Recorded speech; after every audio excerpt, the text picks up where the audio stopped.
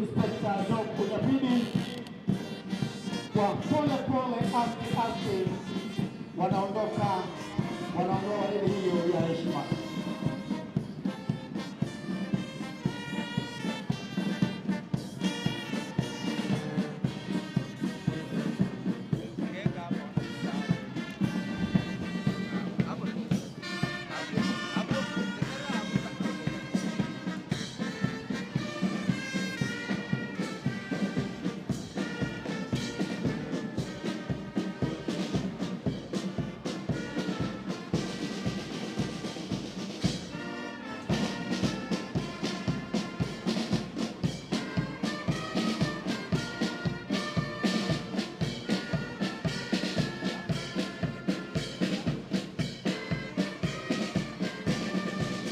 Wanaopita mbele yetu sasa, askari wetu wa Kenya Police,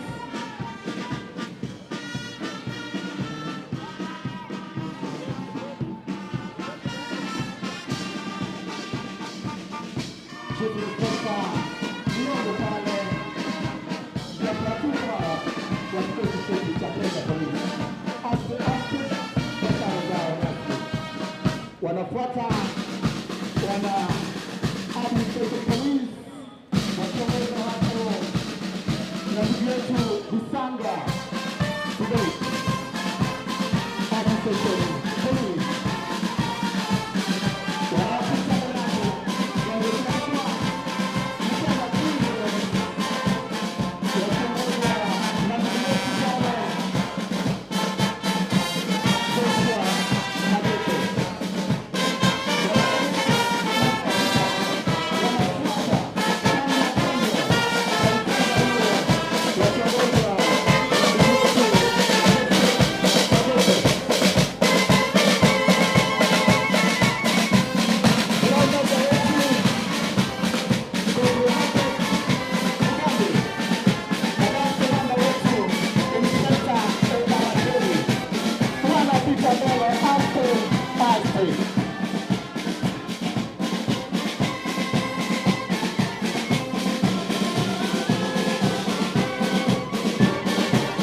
Makofi tafadhali wananchi kwa kikosi chetu.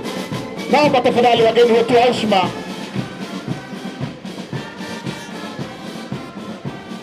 Tafadhali jukwaa kuu mnaweza keti kwa heshima. Tafadhali keti, Your Excellency, our County Commissioner, mnaweza keti.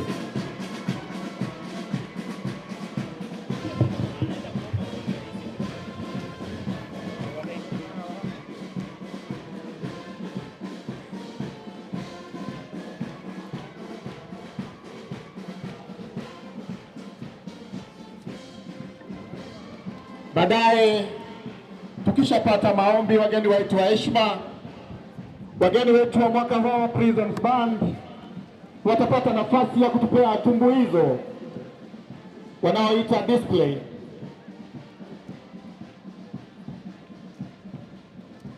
Asante coordinator wetu OCPD, well guided sir.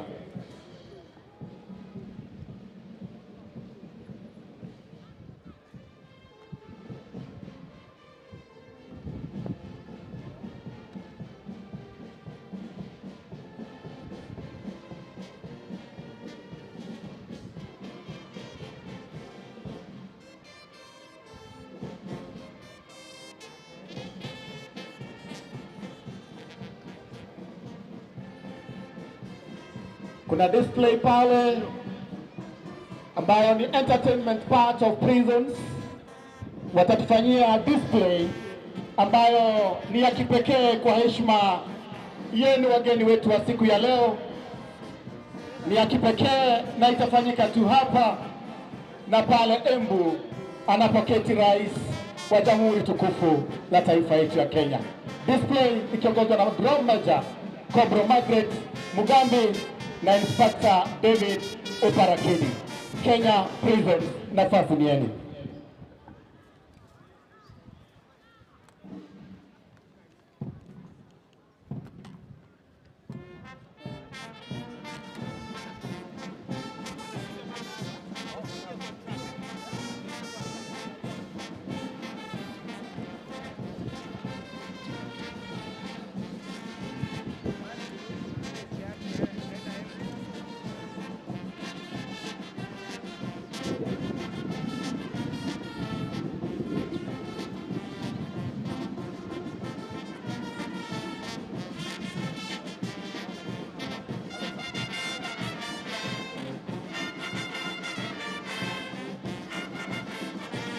Unaanza imba nao wimbo ewe Kenya mama yangu, ewe Kenya baba yangu, sitakuacha milele.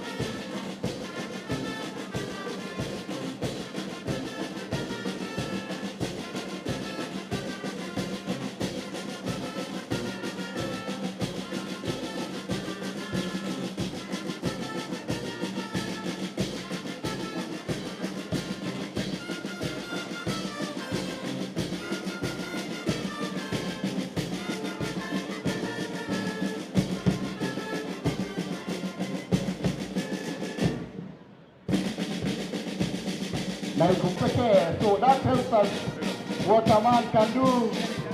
Women are trying to perfect it. Unaweza imba na wao ukipenda.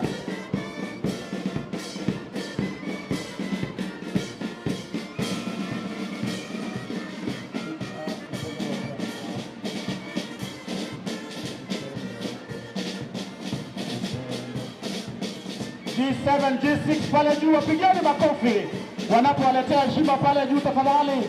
Makofi mzuri kwa hiyo kikosi cha Kenya Prison.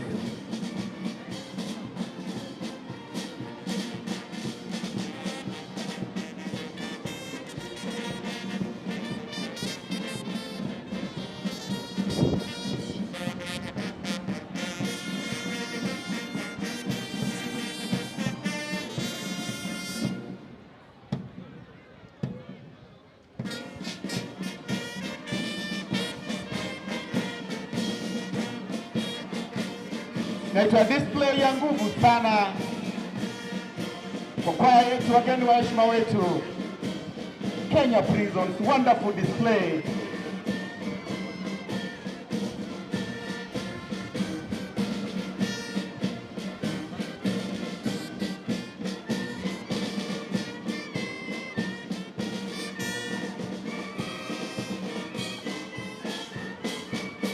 Wimbo Kenya, Kenya taifa letu Kenya.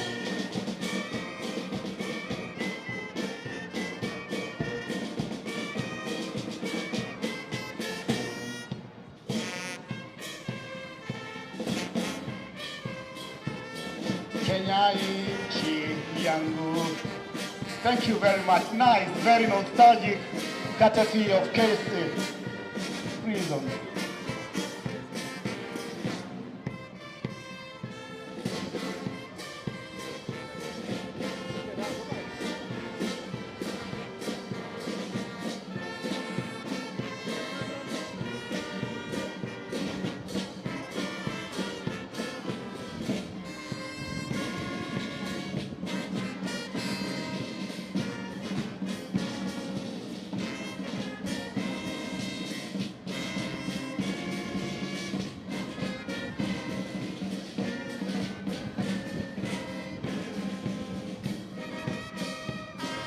If you are keen enough, you are able to tell the letters they are forming pale. Some good pattern, that's why it's called the display. Wanapongoza pole pole wakitumia alphabet, na unaweza soma kama wewe ni mwanafunzi wa muziki.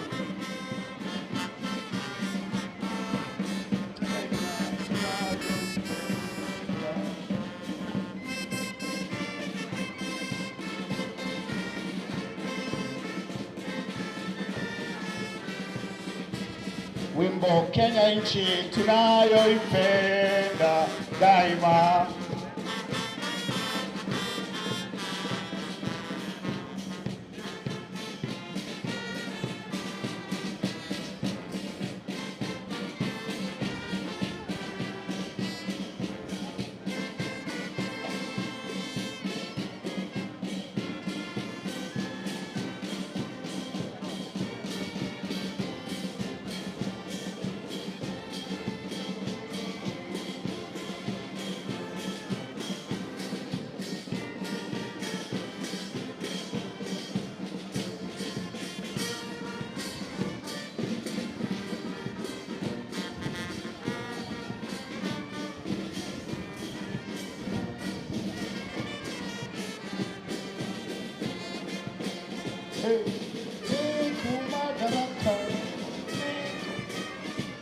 Tuwapigeni makofi tafadhali.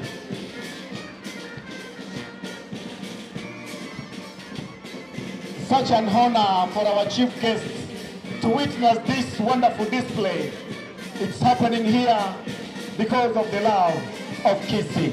Tunawashukuru sana wana Kenya Prisons Band.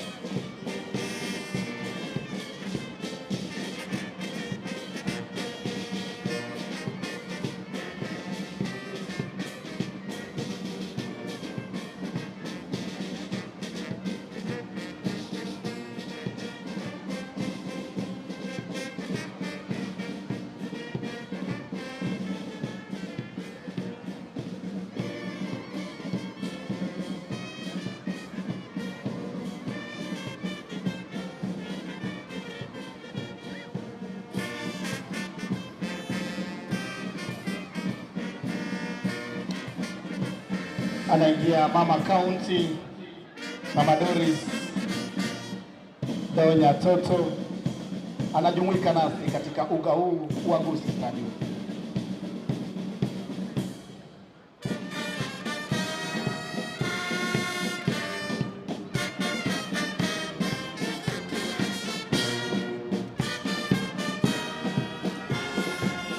Tuwapigie makofi wanapoondoka.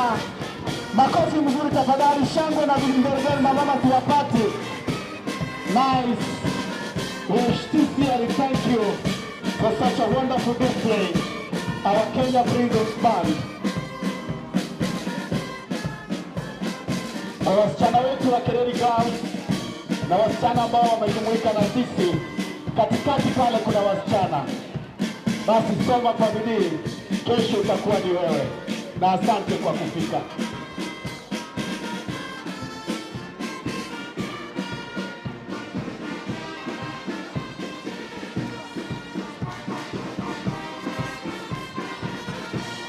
Naomba wanapopita hapa mbele mweze kusimama tu kwa heshima yao pale mwisho tafadhali, tuwape heshima yao.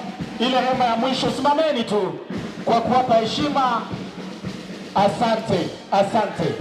Tuzidi kusimama wanapozongea hapa mbele, wakipita mbele yetu tusimame tu tuwape heshima kwa kazi hiyo.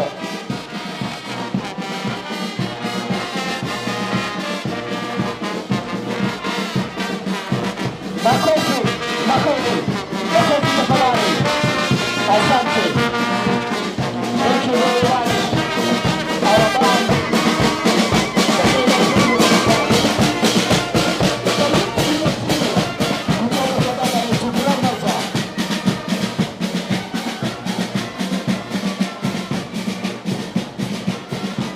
Tunaweza keti tafadhali.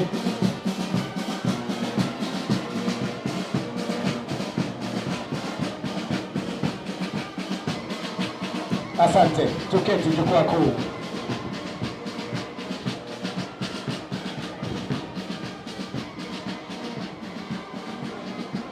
Makofi pale mwisho, sijaona mkisimama pale mwisho. Wapeni heshima yao wanapopita katika jukwaa hilo. Nashukuru, asante.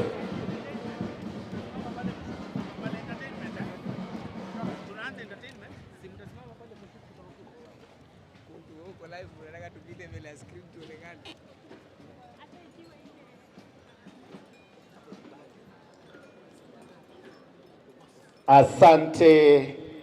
Tuwapigieni makofi tafadhali sisi wote kwa that wonderful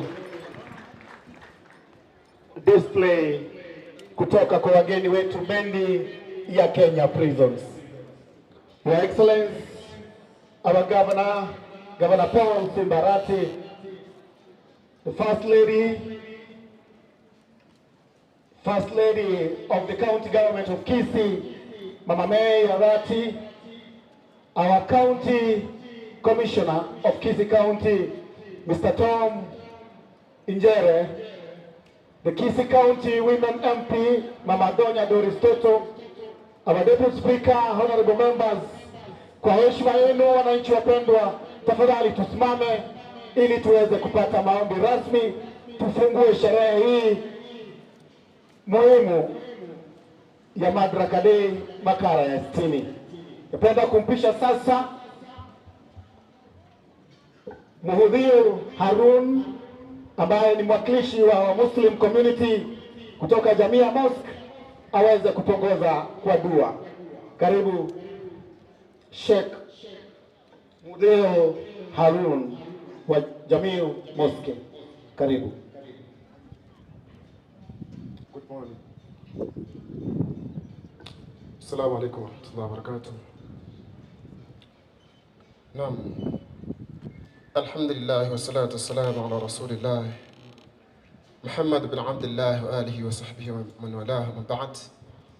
Biidhnillahi al-karim jalla wa ala, tutaweza kumwomba Allah subhanahu wa ta'ala kwa nchi yetu ya Kenya na vile vile hasatan kwa kaunti yetu ya Kisii, ili Allah subhanahu wa ta'ala jalla wala aweze kutuondolea matatizo.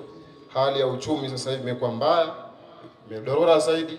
Kwa hiyo tuweze kupata uchumi wa nafuu na afueni, ili tuweze kuendelea na maisha yetu kwa hali usahali na wepesi.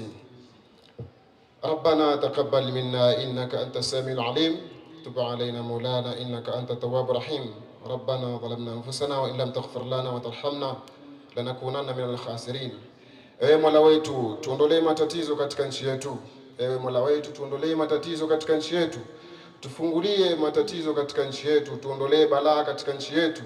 Tunyanyulie uchumi katika nchi yetu, tunyanyulie uchumi katika kaunti yetu, tunyanyulie uchumi katika kaunti yetu. Wapatie nyoyo za ufungufu wapatie nyoyo kunjufu viongozi wetu, wapatie nyoyo sahali kuweza kutuendeleza katika kaunti yetu biidhnillahi al-karim, katika sehemu yetu hii hasatan ya Kisii. Ya Allah, tunakuomba utondolee balaa matatizo, tusiangaliane uchumi, tusiangaliane rangi wala kabila. Hii nchi yetu ya Kenya ni nchi ambayo watu sasa hivi wanaangalia maendeleo na unyanyuzi katika nchi yetu, ili tuweze kupata radhi za Allah subhanahu wa ta'ala. Subhanaka Allahumma bihamdik, ashhadu an la ilaha illa anta astaghfiruka wa atubu ilayk. Barakallahu fikum, ahsantum wa jazakumullahu khairan, barakallahu fikum. Amen.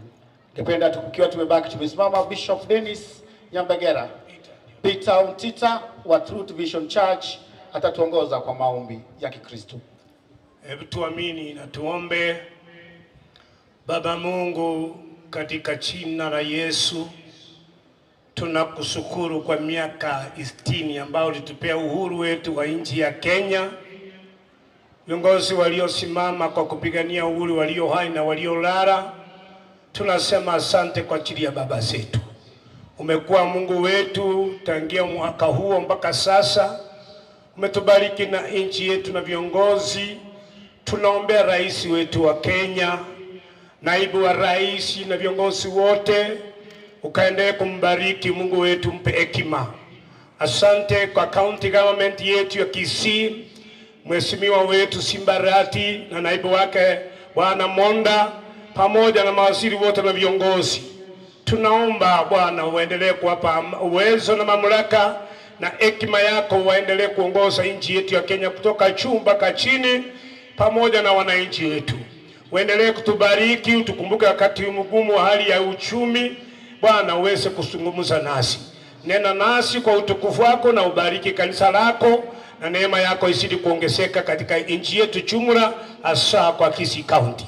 Kwa jina la Baba na la Mwana tumeomba na Roho Mtakatifu, amen.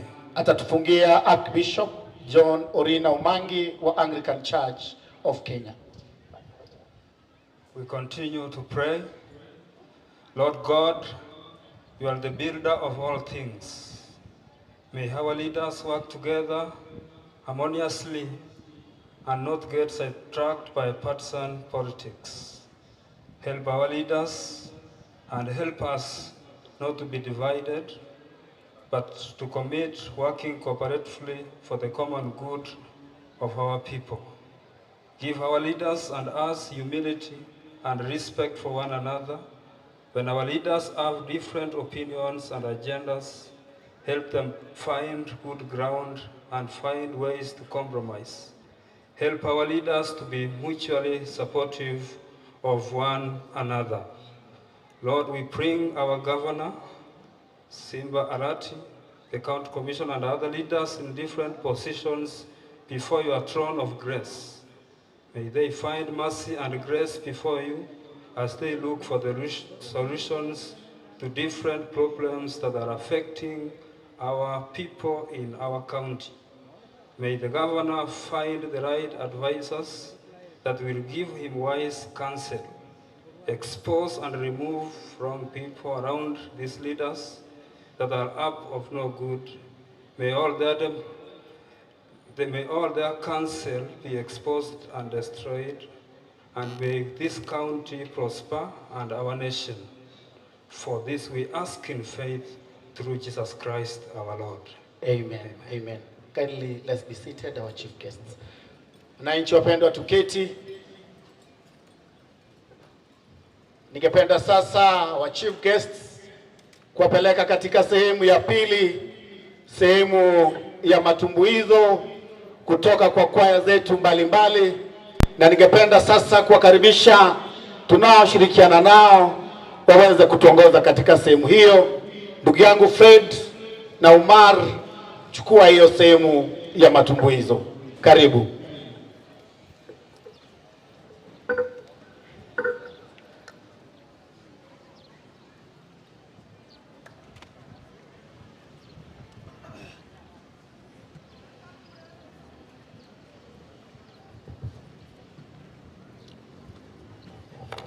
Your Excellency, the Governor Kisii County, Simba Arati, Your Excellency, the First Lady, Madam May, County Commissioner wetu Tom Anjere, pamoja na Mama County wetu Mama Doris Donya Aburi, wananchi na maafisa wetu wa serikali kuu, itifaki zote zikifuatwa kwa sababu ya muda, na wakaribisha katika kipindi cha pili. Asante sana mtangulizi wangu Chief MC Kenyanchigiri kwenye utangulizi uliomurwa kabisa.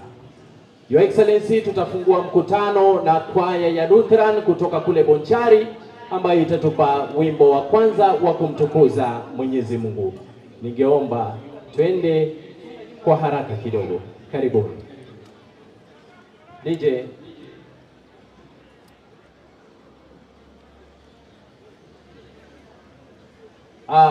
Kwaya hiyo inafahamika kabisa kama Zion Choir, na pale wale vijana ni wadogo, lakini Your Excellency wameokoka.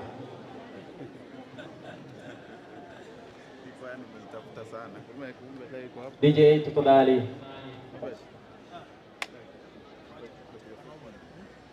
Baada ya kwaya hiyo ya Lutheran, DJ anapojitayarisha, Your Excellency, tutakuwa na kwaya ya Kiadventista inayojulikana kama Samonet, na wanaonekana pale maridadi sana kwa nguo zile za manjano. Kisha baadaye, asante, karibu DJ.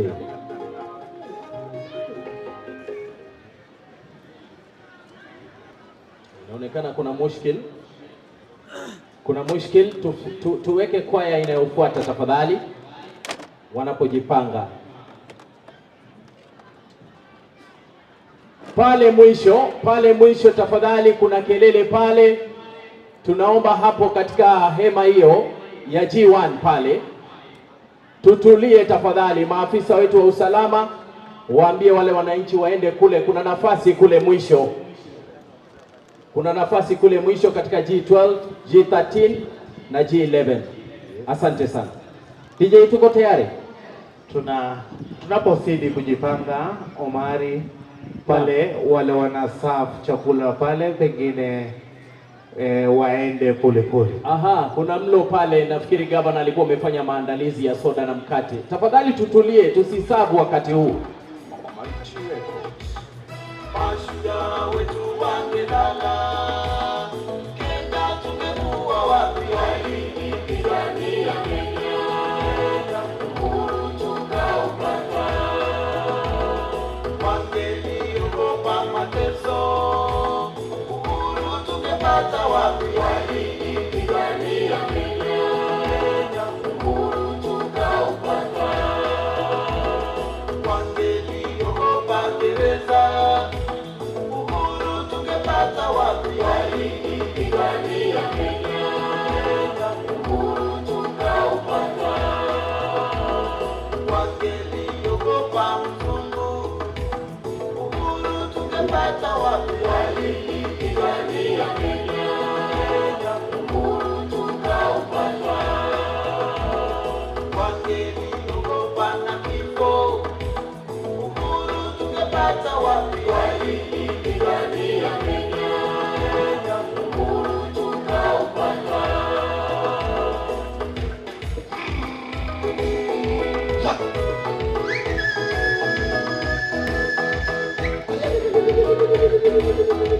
Kwa elimu, teknolojia na viwanda, Kenya yetu iko imara, tusonga mbele. Kwa elimu, teknolojia na viwanda, Kenya yetu iko imara, tusonga mbele. Kwa ukulima, uchukuzi na usalama, Kenya yetu iko imara, tusonga mbele. Kwa ukulima, uchukuzi na usalama, Kenya yetu iko imara, tusonga mbele. Kwa talanta, miundo msingi na Asante sana kwaya yetu ya Zion.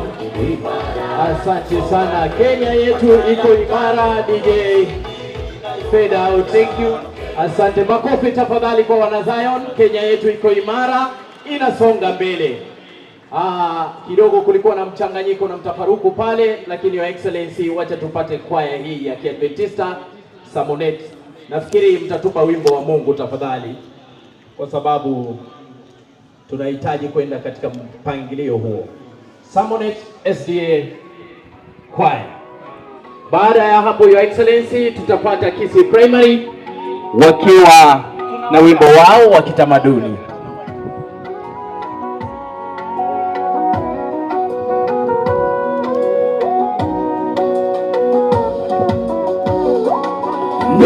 Bwana Mungu mtengeneza njia, anatabia yote viganjani mwake. Nilipi linalo kushinda wewe, peleka kwake Bwana, atakuinua kupita unavyotarajia. Ni yeye Bwana Mungu mtengeneza njia, ana dunia yote viganjani mwake. Nilipi linalo kushinda wewe, peleka kwake Bwana, atakuinua kupita unavyotarajia. Chini ya jua hata mbinguni, ni Mungu bondeni hata mlimani. Alitengeneza udongo, akapinda, yeye mwamba na kimbilio la wokovu wetu. Chini ya jua hata mbinguni, ni Mungu bondeni, hata mlimani. Aliyetengeneza udongo akavifanya, ndiye bomba na kimbilio la wokovu wetu. Ni yeye Bwana Mungu mtengeneza njia, ana dunia yote viganjani mwake. Lipi linalo kushinda wewe? Peleka kwake Bwana, atakuinua kupita unavyotarajia. Ni yeye Bwana Mungu mtengeneza njia, ana dunia yote viganjani mwake. Lipi linalo Thank you. March mukitoka, Samonet, march mukitoka pole pole. Ndio Kisii Primary waingie, march. Hata kupigania Your Excellency, huyu ako mbele, huyu unamuona na nguo ya maruni ni Mheshimiwa Burenda ambaye aliokoka wakati aliingia assembly, kwa sababu kulingana na vile tunamjua aliokoka wakati aliingia assembly. Makofi kwa Samonet Choir. Thank you so much. Thank you so much DJ. Your Excellency, Kisii Primary pale, alafu tutapata Talanta Kids. Karibu. Before you is Kisii Primary School, ready and happy to present to you Madaraka Day song, full sponsored by Honorable Simba Arati. Enjoy!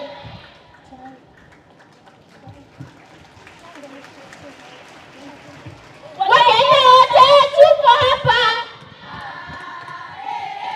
hapa kusherehekea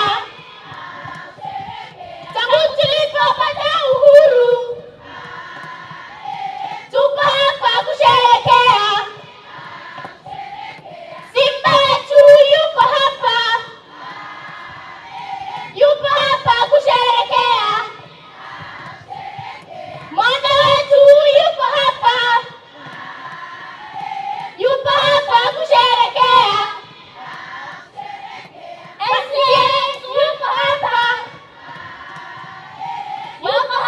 kusherehekea Kagisha yuko hapa kusherehekea kaunti nzima yuko hapa kusherehekea.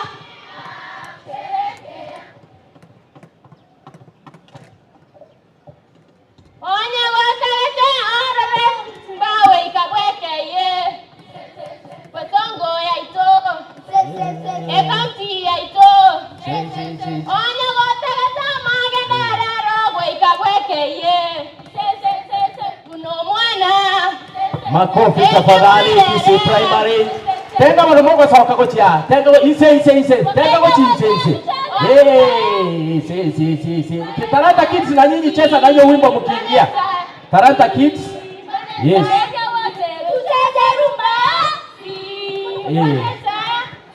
Asante. Makofi tafadhali. Kisii Primary. Asante. Simba leta. Thank you. Hao watoto wamejitahidi, Your Excellency. And therefore, I know you are going to... Kuna soda na mkate, by the way, for the children. Sio hiyo peke yake. Wakati wanaenda kwa mashindano yao, governor mwenyewe aliwapatia uniform yenye watafaa kwa mashindano yao ya mashule. Tumpigie makofi His Excellency tafadhali kwa kazi nzuri. Mbele yako Your Excellency, sisi unajua tulisoma ile standard 4, hawa ni kama ni grade. Hii inaweza kuwa grade gani? Kusema standard 4, ulisoma class 4. Hawa wanaitwa grade. Asante, tuendelee Umar. Your Excellency, sitaki kuingia kwa mambo ya shule. Karibu.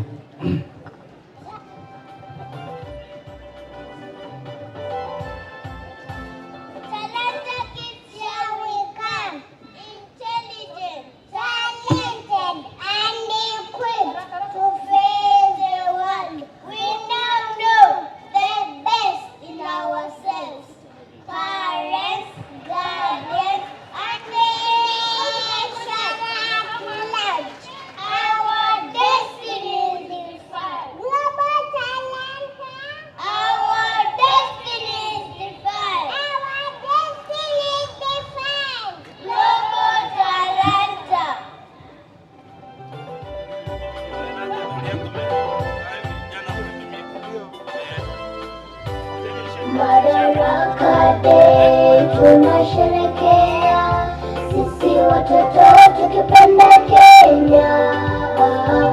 Viongozi wetu wanashughulika kuongeza biashara zetu Kenya. Madaraka Day tunasherekea sisi watoto tukipenda Kenya. Viongozi wetu wanashughulika kuongeza biashara zetu Kenya. Talanta Kisii tunasema biashara ndogo ndogo ni muhimu sana, tushirikiane pamoja. Kenya yetu nzuri ijengeke imara.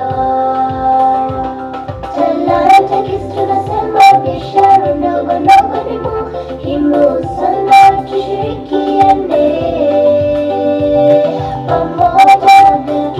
Kenya yetu nzuri ijengeke imara.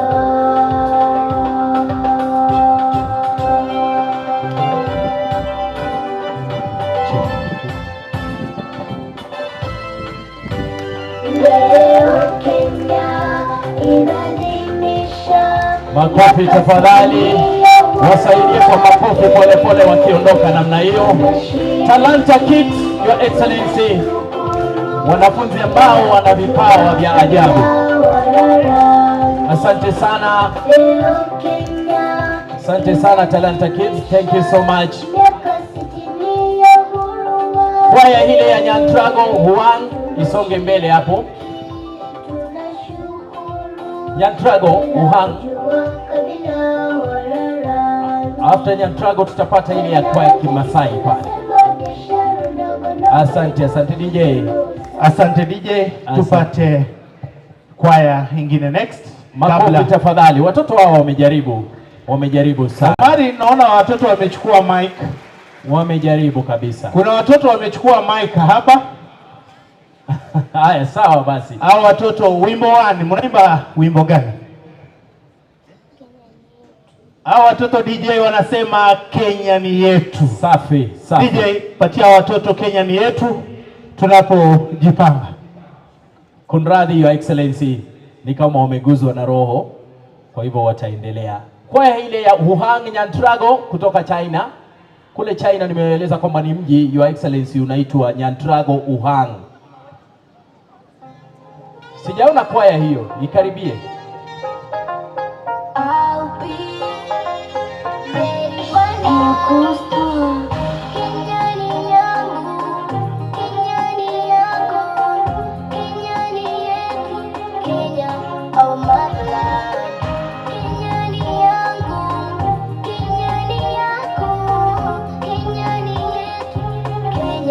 Inasonga mbele, inapepea, pepea. Wapi nduru? Hey! Namba moja, inapepea, pepea, inapepea. Kenya namba moja. Ukitaka kupata watu wastaarabu wenye ukarimu, tembea Kenya. Utamaduni wetu wa kupendeza na kuvutia. Karibu Kenya, Kenya, Kenya. Ninakuombea uendelee nchi yangu Kenya, Kenya. Ninakuombea uendelee nchi yangu.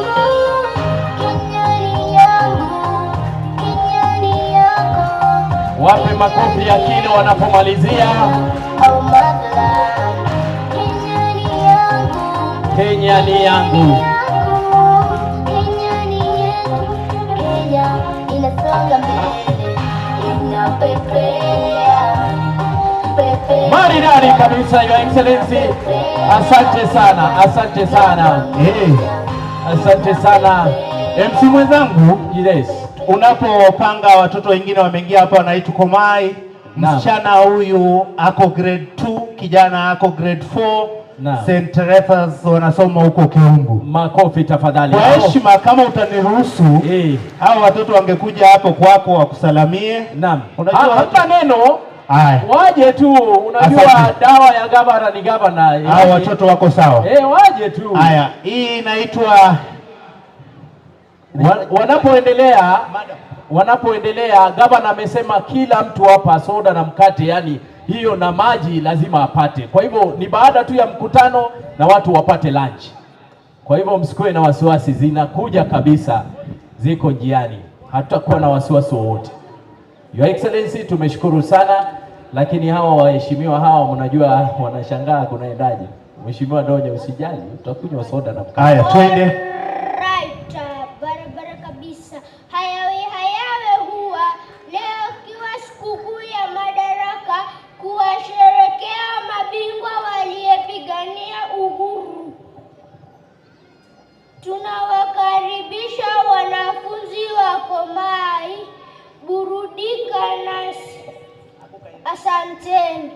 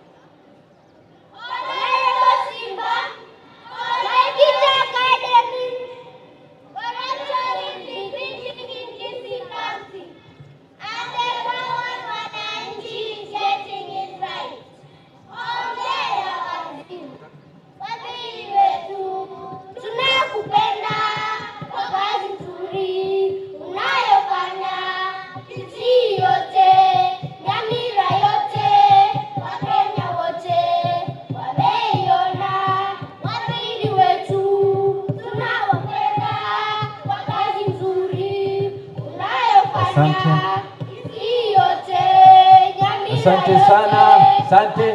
Tusimamie hapo kwa Nyamira, Your Excellency, tuwapigie makofi. Hapo hapo kwa Nyamira, tusimamie hapo. Thank you so much. Asante, Thank you so much. Ingine. Thank you so much. Makofi tafadhali. Omari, wanaokuja ni Kisii National Polytechnic. Ile kwaya ya Uhang bado na kabla Polytechnic hawajaingia, kuna msichana hapa apewe dakika 2 tu. Moja. Haya basi. Na baada ya hiyo ile kwaya ya Uhang pale, sijui kama iko tayari Your Excellency. Gavana anaingojea sana. Nataka kusikia hapa Nyantrago ni mji gani huu? Niko katika darasa la 8 kutoka shule ya msingi ya Kyogo. Ningependa kuwakadiria shairi, lakini kabla ya shairi ningependa kumkaribisha gavana wetu, First Lady, waheshimiwa na wageni waalikwa. Na shairi lenyewe ni Madaraka Day. Karibuni. Madaraka ni siku tulijinyakulia uhuru kutoka kwa wabeberu. Leo hii tunasherehekea na viongozi wetu mashinani na hata kaunti, huku wakitabiri yanayotukumba. Kweli tunajivunia uhuru hata zaidi, ili kubuni uhuru wetu wa Kenya kutoka kwa wabeberu. Nafunga ukurasa kwa kuwapungia wanagenzi 844 huku tukiupisha mfumo wa CBC. Asante. Makofi tafadhali.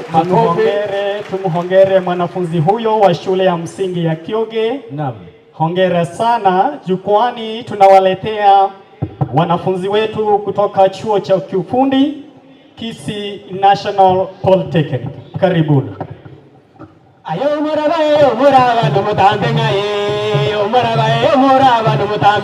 muraba no mutambe to chakwe kira, muraba no mutambe to chakwe kira ngaye, baba enyonyetire konyako uya eyo konyako uya egende mugondo irana gutanka egende mugondo irana gutanka ngaye baba esengereria Seitoni ari Gusii asomongi nako nyako baya mokione suka tonya kora masemo ya usemo ya okera kora manino koiwa kerache mutwe ngabwandire kerache mutwe ngabwandire kerache mutwe ale maganya ya suka ya ruwa ngaya rule gatembera su aina barule ngamwarule gatembera suga bana bane aye baba abana bane nyambe kinanyarere indabaroti aye baba indabaroti ndaya nego tenga macha abana bane bekinanyarere ayo bari baba keyande keyando bari baba bari baba keyande keyande baba matengere nyangweso. Asante sana, makofi tafadhali, makofi ya kilo, kwa sababu tuko na burudani wengi kabisa. Tunashukuru. Kwa sasa tunaita kwaya hile ya Kimasai, wale wa Uwangu wanapojiandaa. Kwaya hii ya Kimasai ambayo iko hapa, Your Excellency, wamejipanga kabisa wakiwa ni St. Patrick Mosocho. St. Patrick Mosocho wameimba wimbo wa Kimasai Sovoleng. Nilisikia kwamba Excellency wamekupatia jina Lekalaile. Lekalaile. Honorable Simba Arati. Naam. Oh yalaleyo. Oh yalaleyo. Oh yalalena. Shoo. Shoo. Shoo shoo.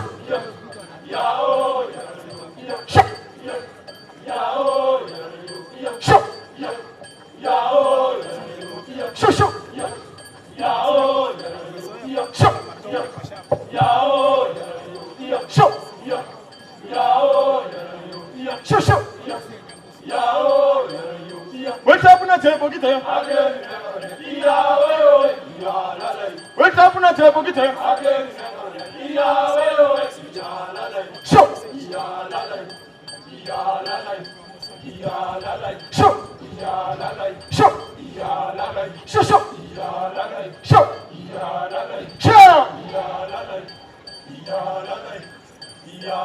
Show. Show. Show.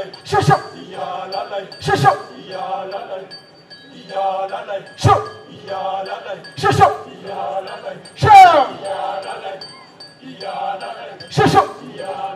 Show. Show.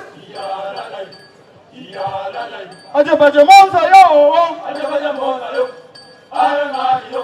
Ajoni enga yo. Ajabaja monza kwa rukumata. Show. Ajabaja monza kwa rukumata. Ajabaja monza kwa rukumata. Show. Ajabaja monza kwa rukumata. Show. Ajabaja monza kwa rukumata. Makofi tafadhali kwa sababu ya muda. Asante sana kwaya hiyo St. Patrick Mosocho. Ruka mkitoka sasa.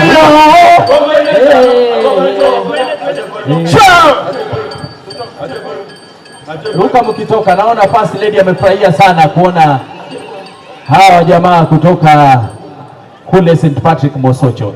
Kwa sasa kwaya ile ya Nyantulago Wuhan ndio hiyo sasa. Your Excellency DJ, kama uko tayari twende kazi. Baada ya hapo tutampata msanii Ombiro Sagero, alafu tunafunga na mwenzetu hapa Babji.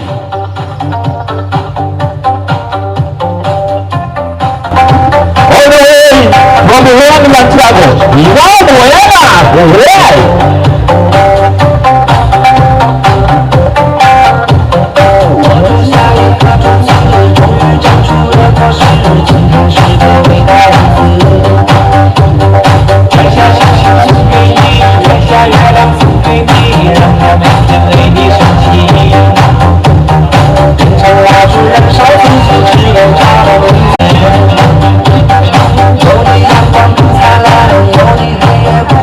Wapi makofi ya kilo kwa vijana hawa. Asante sana. Your Excellency, wanaomba kwamba utawaona kwa sababu wanarudi huko Wuhan siku ya leo, wanapanda ndege ya usiku. Flying Emirates. Your Excellency, kwa sasa tunaingia na Obiro ambaye ni msanii wa kitamaduni kutoka hapa nyumbani. DJ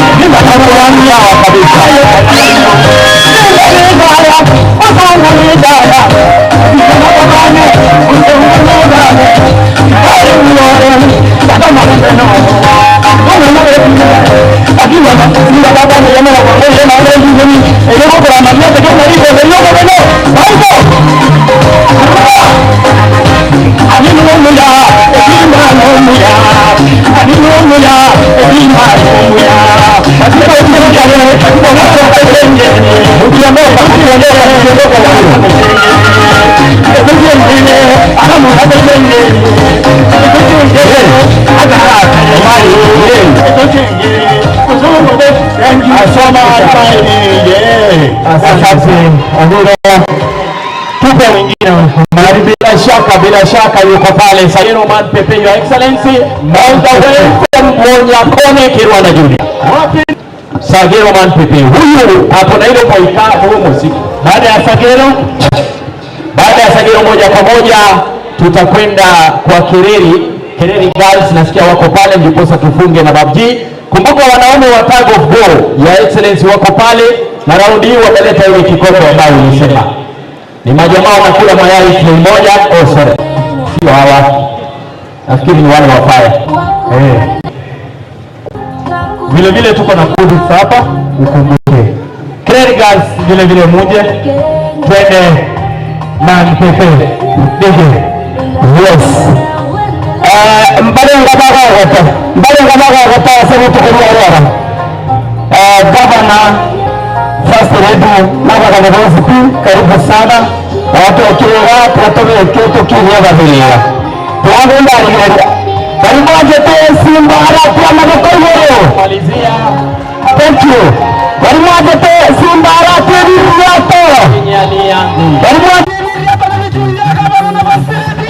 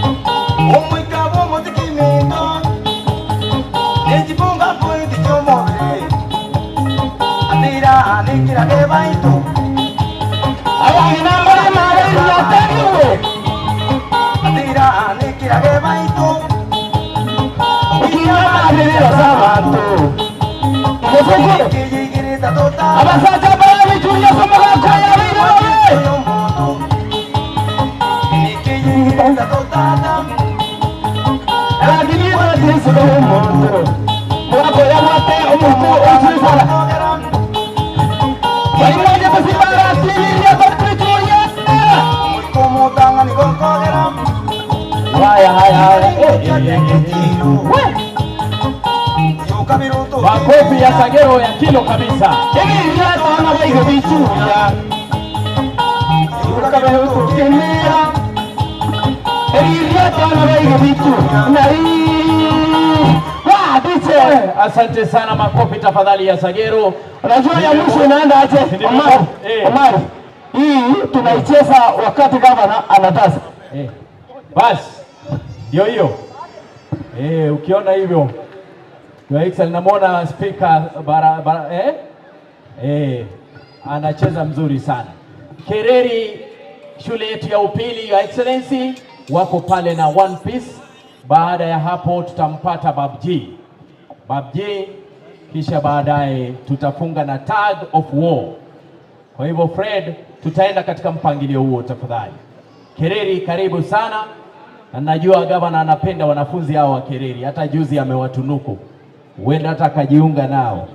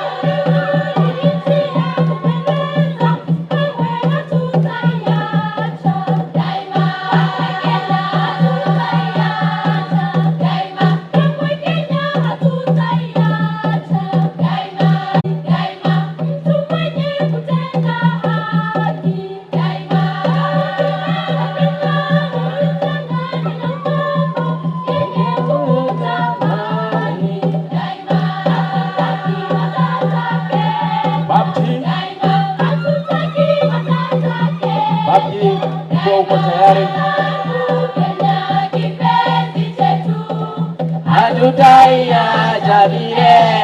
Hapo makofi tafadhali, makofi ya kilo kwa Kereri. Daima. Asante tafadhali kwa sababu ya muda. Asante ndugu Omari. Kwa sababu ya muda tunaomba tena kuwaletea wanafunzi wa shule ya msingi ya campus.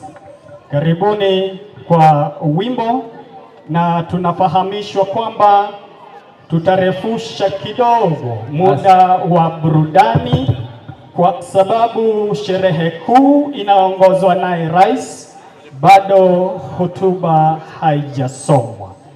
Asante sana kwa mwelekeo huo. Basi Babji, tutaendelea. Nafikiri yako na backup ya wale wasichana. Your Excellency anaenda kuimba ule wimbo wa A uniform. Yani kama wewe ukipatikana mtoto wa shule ni vizuri umupimie. Ni yeye unapimia ama ni bibi huko?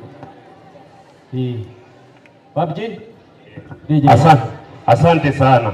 Tusalimiane namna hii. Mbuya mole mwezi. Haya DJ.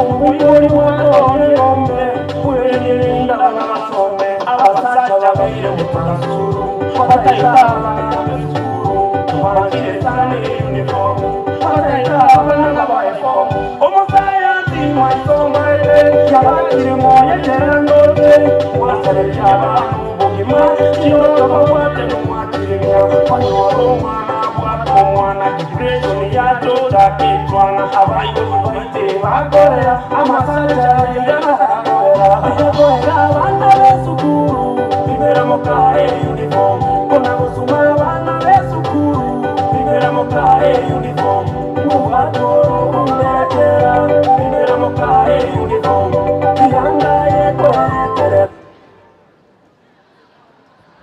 Pole sana. Haya sawa, wacha waendelee.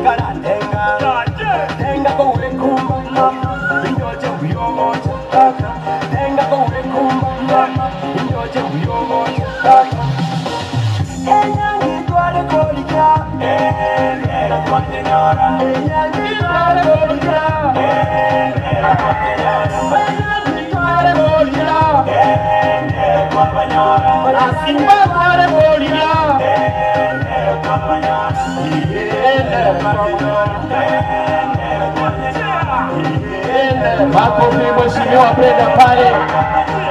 Ikono mutangase, ereni kapeti mutangase, rondero tutedase, ekumba keigo watase, itukuna wapi makofi ya kilo pale. Asante baki. Your Excellency, unaona tena Brenda mahali ameingia? Hapo ndiye alisoma. Ndio maana. Alisoma Kirili. Ndio maana yake. Tukaribishe wanafunzi wa Kisii campus. Karibu. Baada ya hapo tutampata MC Kudus na Lavi Davi, kisha baadaye tag of war. Tunakaribia kumaliza Excellency. Bandi ile ndio itakayo tutamatishia kipindi hichi cha kwanza. Tumesimama kidete, wanafunzi kutoka shule ya msingi ya Kisii campus. Twawaletile shine lenye mada wa Kenya, safiri nasi. Wa Kenya tunajivunia nchi tunayoipenda, sote tafurahia matunda ya ukombozi. Hatutasahau kamwe mateso ya mkoloni. Jalali katujalia, shukrani zetu kwako. Uhuru tulionao ulipatikana kwa jasho, damu nyingi ilimwagika, watu wetu kuteseka, maisha yalipotezwa mikononi mwa wazungu. Jalali tunakushukuru, vita kutushindania. Maendeleo ni juhudi za Wakenya, mashamba yetu twalima, magonjwa kufurahia, hospitali zimejengwa, barabara zimeundwa. Jalali kama si wewe, bado tungekuwa nyuma. Ugatuzi tumepata, kaunti za jitawala, huduma za serikali twazipata bila taabu. Mambo yamewekwa wazi, mitandaoni twapata. Isingekuwa uhuru, gizani tungesalia. Kwa sasa twajivunia mfumo mpya shuleni 844 kwa heri, mfumo mpya karibu. Talanta zazingatiwa, sasa tuzipalilie. Mungu wetu twakushukuru kwa mengi umetutendea. Shabash.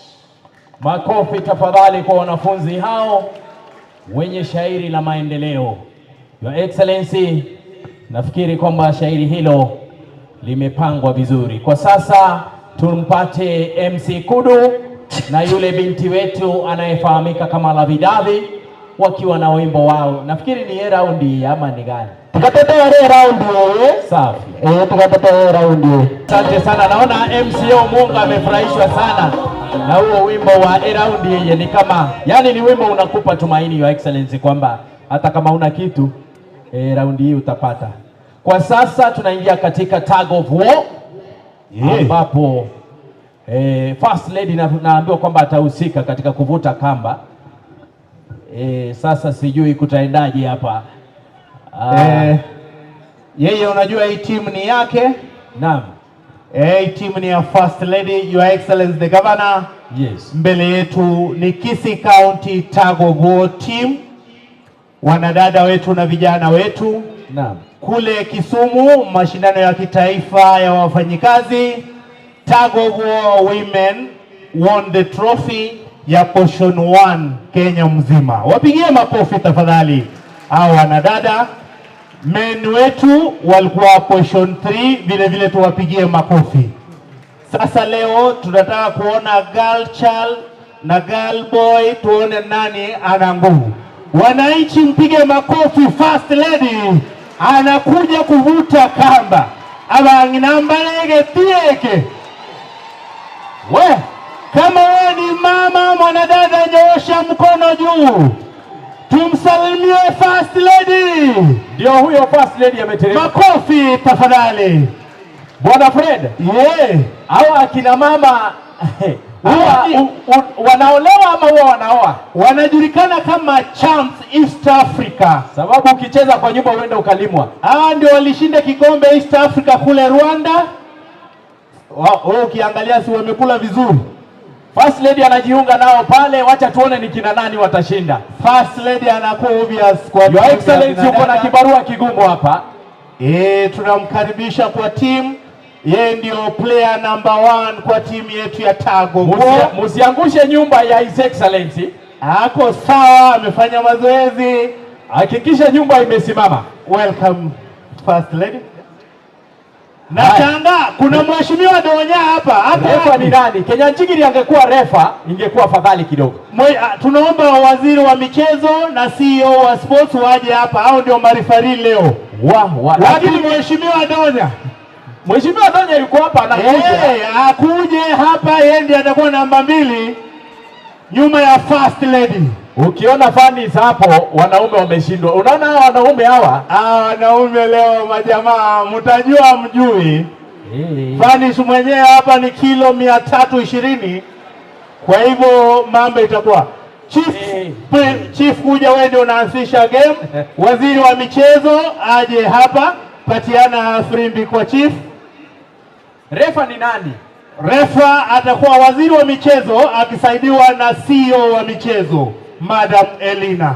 Na mjue First Lady akianguka mmevutwa, wale machifu wao mmekimbia hapo.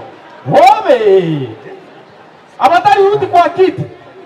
Kama machifu wao uko pande hiyo. Haya, wacha tupange line up sasa. Number 1 atakuwa First Lady. Number 2 mheshimiwa Doris. Weka Fanis. Mheshimiwa Doris Donya, County MP. Wengine tuende nyuma. Weka stop Fanis nyuma ya mheshimiwa Doris. Nasikia nimeona youth advisor amekuja na political advisor wamekuja kusaidia wanaume. Washashindwa kama Richmond ameshuka, wameshindwa. Wameshindwa hii game. Unajua Richmond kitambo alikuwa bodyguard wa mikono. Haya, sasa waziri wa michezo mheshimiwa Eric Ongeri atakuwa center referee akisaidiwa na chief officer wa michezo. Duke anaenda wapi? Mheshimiwa Duke anaenda wapi?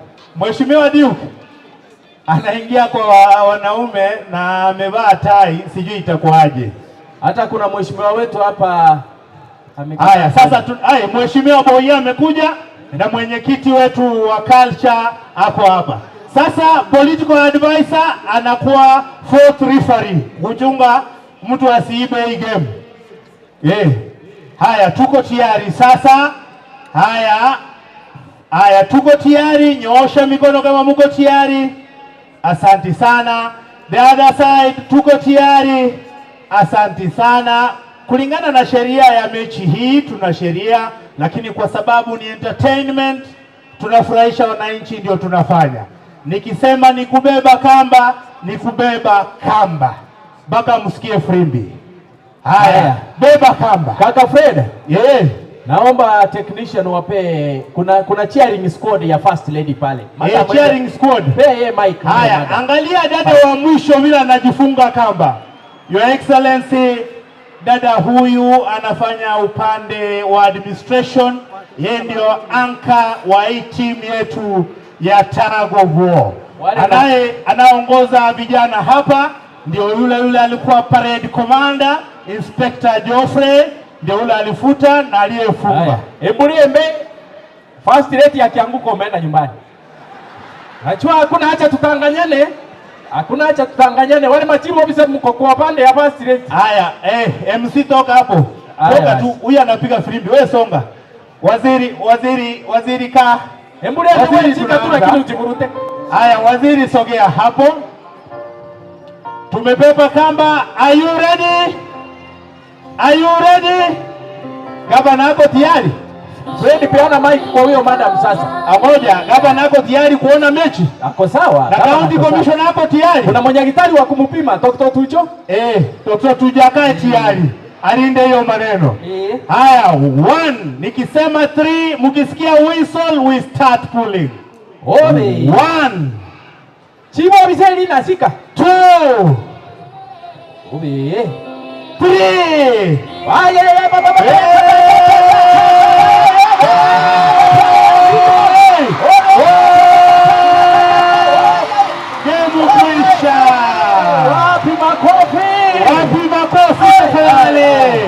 Haya, let's go to the other side. Then, twende the other side. First lady, let's go to the other side. County commissioner uko pande gani? Uko pande gani county commissioner?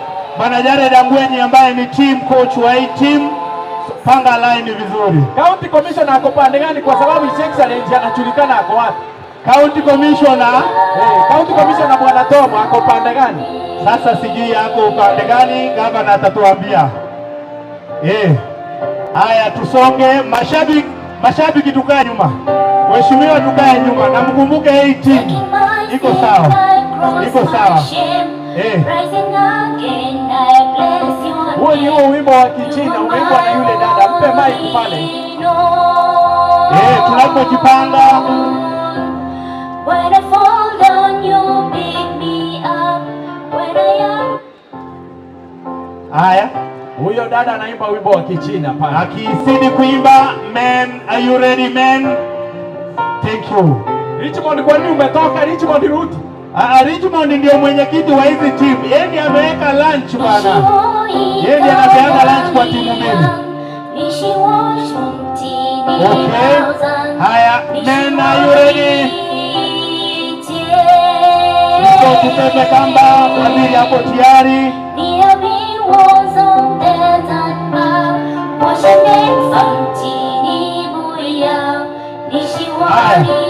Haya, waziri tuwe tayari sasa.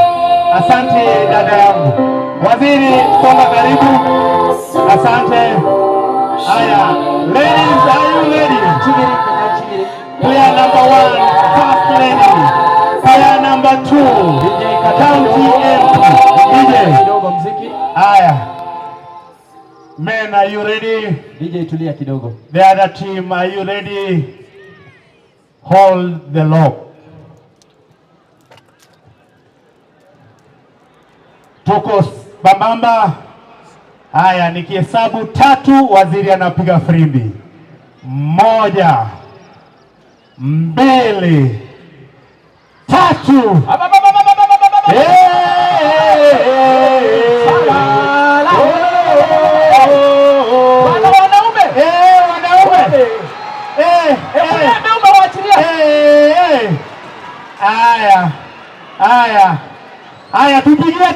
Tupe makofi.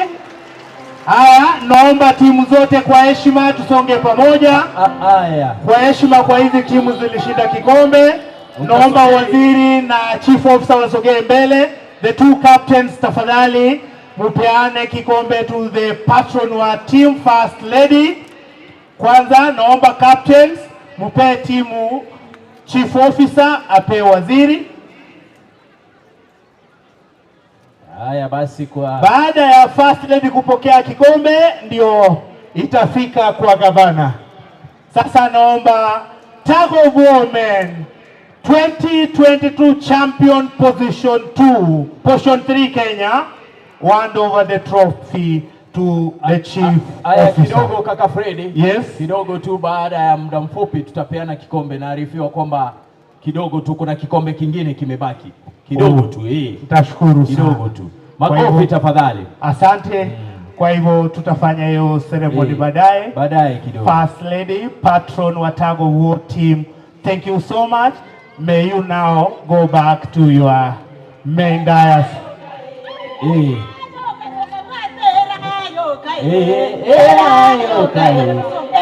Nyahururu band tujitayarishe. Nyahururu band tujitayarishe kumaliza. Hao ni hapa science, your excellency, wanataka kumiliki first lady. Ongeza sauti ndio itoke. Haya, wacha. Kulisi hapo kama hajatoa wacha hapo. Thank you.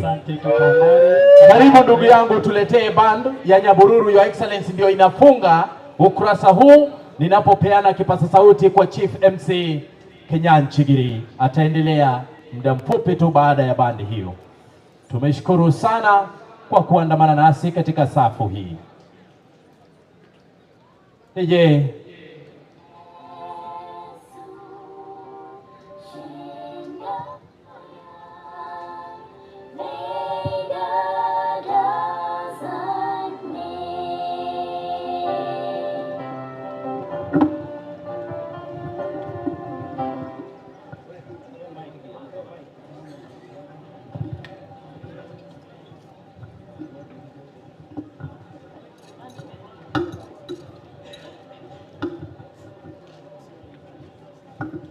check. Drum major, Nyahururu girls, kindly take your stage and start now. Thank you. Our Lady of Louds, Nyahururu girls, National School. It's your time.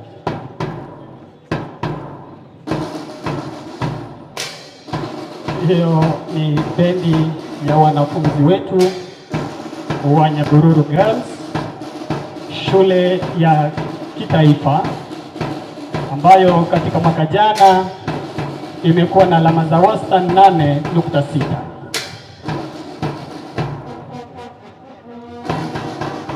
Hii ndiyo shule ya kipekee katika gatuzi la Kisii ya wasichana ambayo iko katika kiwango cha taifa. Bass band inachezwa pale na Divina, mwanafunzi wa kidato cha 4, lakini ambaye ni band commander ni dada Grace ambaye vile vile ni mwanafunzi wa kidato cha 4. Barton inachezwa naye Stacy, vile vile ala ya cornet inachezwa naye Sharon. Ambavyo nimewadokezea awali ni kwamba ni miongoni mwa shule bora zaidi katika taifa letu, na ndiyo shule ya kipekee ama shule ya pekee tulionayo ya taifa katika gatuzi hili. Senior drum inachezwa na Asha. Karibuni wanafunzi wapendwa.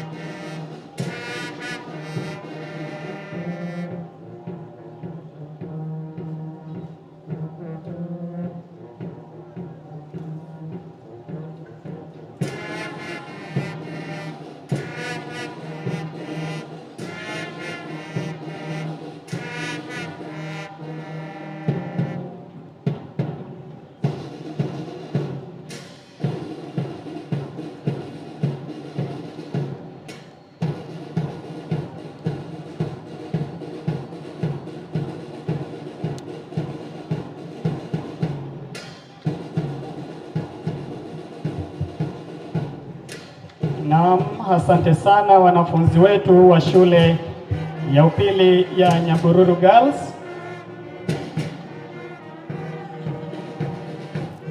Asante kwa ustadi mkubwa katika kuzicheza ala hizo za muziki, ambapo niliwaambia awali anayeongoza bendi hii ni mwanafunzi wa kidato cha 4 ambaye ni Bint Grace, wakiwa sako kwa bako na mwalimu wao wa muziki, na ambavyo niliwapa habari awali ni kwamba shule hii katika mtihani wa taifa wa mwaka jana KCSE ilizoa alama za wastani 8.6. Naam, wanapoondoka jukwani na waomba tuwahongere kwa makofi tafadhali, tuwatie moyo, ndilo taifa letu hili, kikosi cha waride la kesho. Na hivyo ndivyo tunapotamatisha burudani ya leo. Asante sana Your Excellency our Governor and the County Commissioner kwa kuonyesha heshima kwa wanadada hao mashuhuri wa shule yetu ya Nyahururu Girls. Tafadhali tuketi.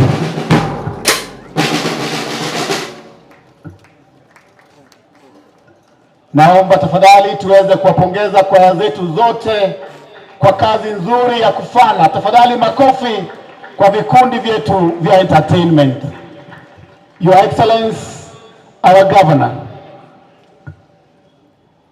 our County Commissioner and the First Lady, kindly I request you to go down and now receive the Kikoska Award courtesy of the women who are number 1 and our men who are number 3 overall nationally. Your Excellency, tafadhali.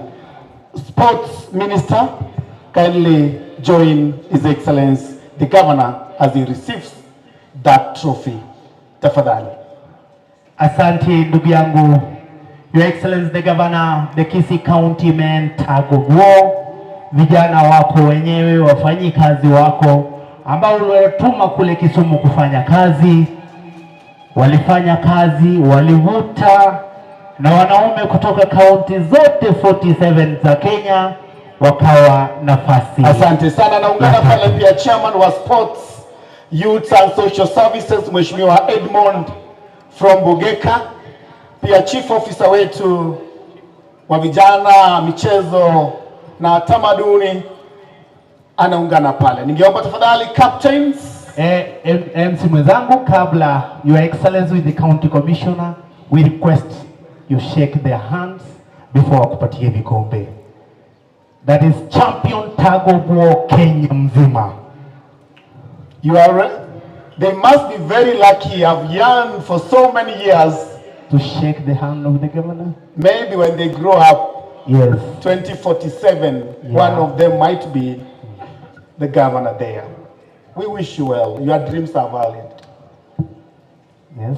Pia pale kwa karibu sana ni patron yuko hapa, Excellency the First Lady yuko pia pale, Mama Donya, the County Member of Parliament na County Secretary wetu and Head of Civil Service, na kwa mbali sasa they take a photo. Before they take a photo, naomba Governor na County Commissioner na First Lady wasimame. Naomba Captain Tag of War men hand over the trophy to the head of the Department of Sport, Waziri, County Secretary. Jared, receive the trophy, then you hand over to the Chief Officer, Protocol, then Chief Officer to Waziri. Yours, the overall team manager, Manager Dangwenyi, thank you. Hand over the trophy to the Chief Officer. Chief Officer to hand over the trophy to Waziri. Waziri, now you'll shake the hand of the County Commissioner. You hand over the trophy to the Governor. My brother Fred, I request that the Governor takes that for the ladies who are number 1 overall. And then the County Commissioner will receive the one for the men. Okay, County Commissioner, receive the trophy for the men from the Governor. Thank you for the correction. Asante, wapigie makofi. Asante sana. Thank you. We now invite the tug of war champion 2022 women. Wapi makofi yao. The captain anayejulikana kwa jina utani Anne Waiguru. Hand over the trophy to the overall team manager. Thank you. Team manager to hand over to the chief officer. Now together the chief officer and the minister hand over the trophy to the governor. After governor receiving the trophy, the first lady will be keeping the trophy because she's the patron of the tug of war women, as governor is the captain, the tug of war patron man. Thank you. So first lady received the trophy. Thank you. Your Excellency, this is an official function. In the witness, I, Fred, as the first vice chairman, Kikoska, Kenya. So we now invite for the photo, group photo. Allow me, Fred. Yes. It's also good to recognize that His Excellency the Governor has awarded both teams 50,000 shillings. Wapigieni makofi. Asante sana. Thank you, Your Excellency, for that morale booster. So Nomba Waziri took high first, the captain man, katikati hapo, the other captain, the other side. Yeah, County Secretary, Head of Public Service. Pamoja na women MP wetu. Fred. Yes. Allow now the teams to participate. We start with the team from men. Join that photo from behind. Men first. Tusonge karibu tafadhali. Let's allow men spread out. Spread out. You are so lucky, so make sure your discipline is highly recognizable. Wapigieni makofi tafadhali wanapopigwa hiyo picha. Number 3 overall, that was good. Tafadhali mtoke sasa. Ladies, kindly can you join the photo? Ladies, who are the champions. And that does not mean our mama wako hawajatii waume zao. They are very loyal. They are not ready to fight. It's just a sport. Tuwapigieni makofi wa mama hao, maafisa wa Kikoska. God bless you, and that marks the end of that photo session. Please, let's be back to the main arena. As they are going back, Your Excellency, Kisii County was awarded the best disciplined county in Kisumu. Thank you so much. Wapigieni makofi wanapomaliza hiyo shughuli. Na congratulations once again our able enforcement officers for the job well done. Very, very commendable. Wale ambao wanafuata hafla hii kutoka Gusii Stadium, naambiwa tuko live katika runinga zetu za local. Unaweza kuwa unafuatilia hapo. Pia katika Facebook tuko hapo.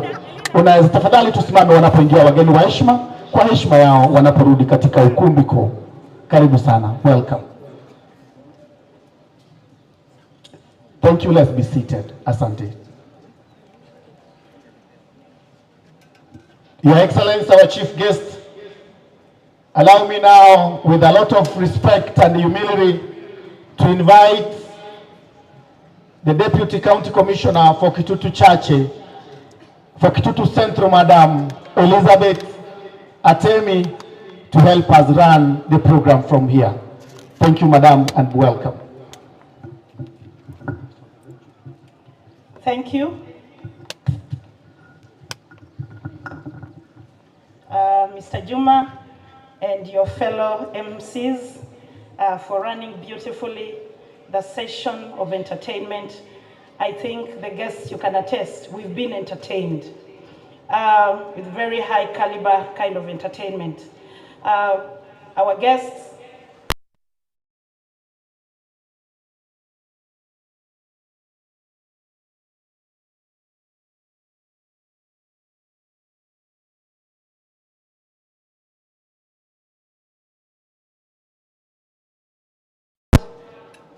good morning. Are we still in the morning? Good afternoon. I am Buyamore. Tupungiane mkono, tuko kwa sherehe jamani.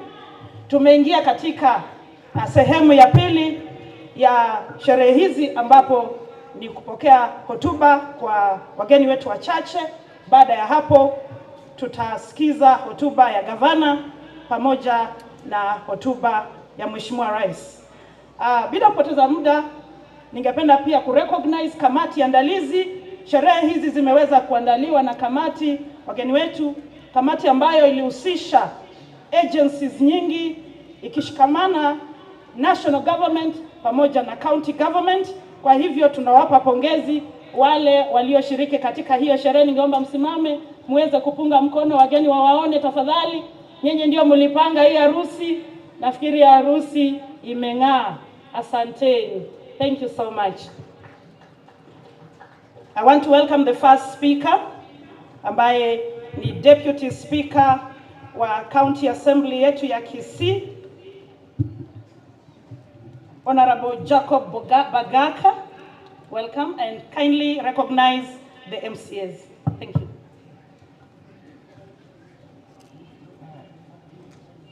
I want to convey apologies from my boss, who is the Speaker of Kisii County Assembly, Nyanumba, who is away on official duty.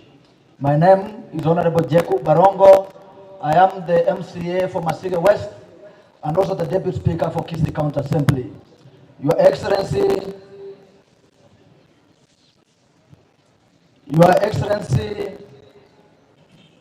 Bwana Paul Simba Arati, who is the Governor of Kisii County, Your Excellency, you are the second Governor of Kisii County, Your Excellency, First Lady May Arati, the County Commissioner, all government officials who are present, Honorable Doris Aburi, the County MP for Kisii, Honorable MCAs present, the CECs and Chief Officers, ladies and gentlemen, today is our 60th Madaraka Day. As we commemorate this day, we want to thank the county government, because today our motto or our theme for the national government is promoting SMEs, small, micro and medium enterprises. That's the theme for today. And I want to congratulate the governor of this county for launching a program called Achili Employment Center here in Kisii through the MasterCard Foundation.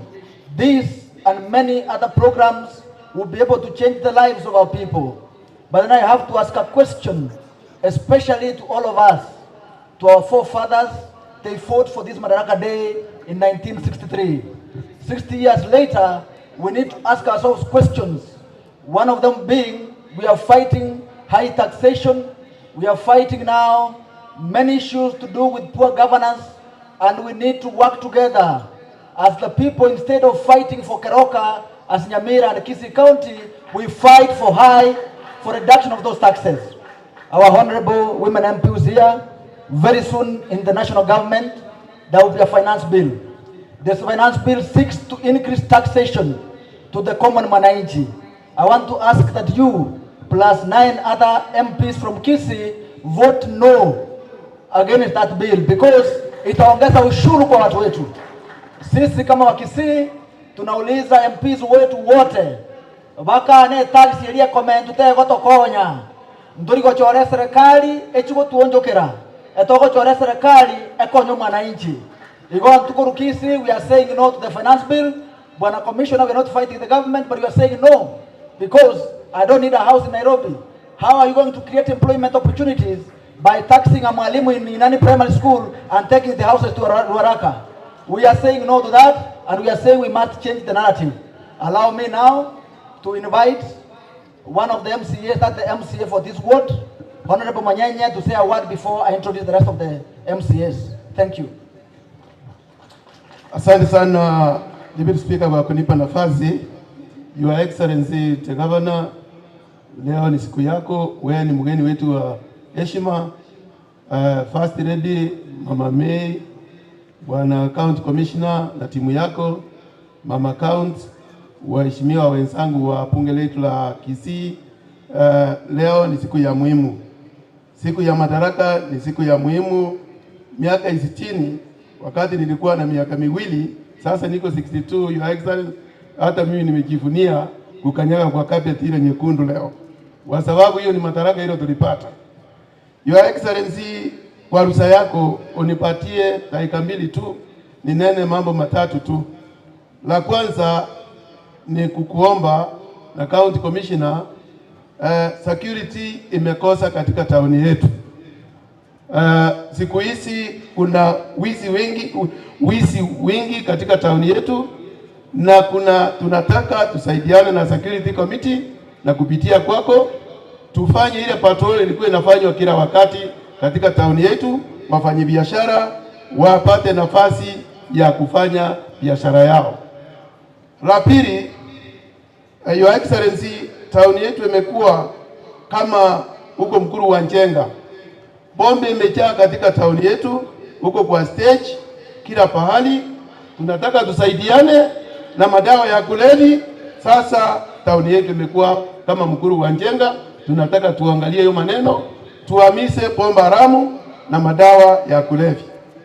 La tatu, kupitia kwako Your Excellency, kwa unyenyekevu, tuko na industry kubwa katika Kisii County. Boda ndio industry kubwa katika tauni yetu.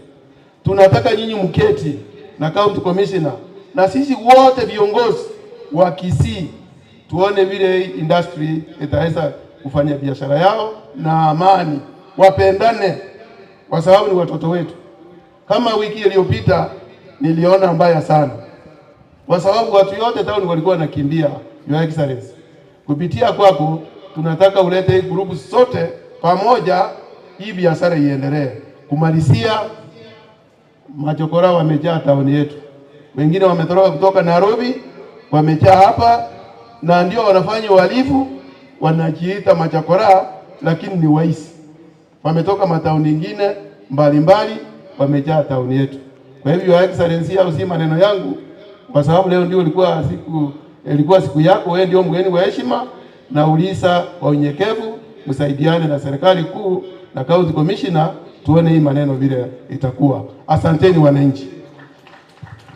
Asante sana. Now allow me, because of time, to recognize the MCAs, both elected and nominated. Please stand where you are. These are the members of county assembly from Kisii. Because of time, they may not be able to talk. I allow them to wave. Asante sana, Mungu awabariki. Thank you very much, the Deputy Speaker, Kisii County. Our next speaker, our guests, will be the County Secretary, Kisii County, who is the head of public service at that level of government. County Secretary. Tumpe makofi anapojongea. Kazi ya wageni hapa kwa jukwaa huwa ni kupiga makofi. Asante. Karibu.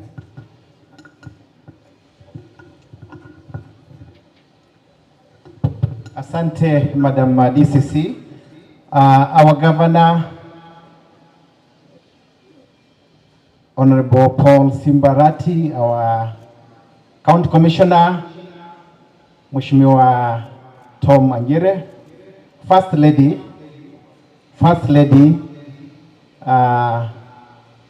the Security Committee, distinguished guests, members of the County Assembly, our CC members, wageni wote ambao mmefika siku ya leo, please feel welcome. Karibu sana sherehe ya siku ya leo. Ningependa kutambua baadhi ya wale ambao wamefika siku ya leo hapa kusherekea Madaraka Day. Ningependa kuanzia wafuatao.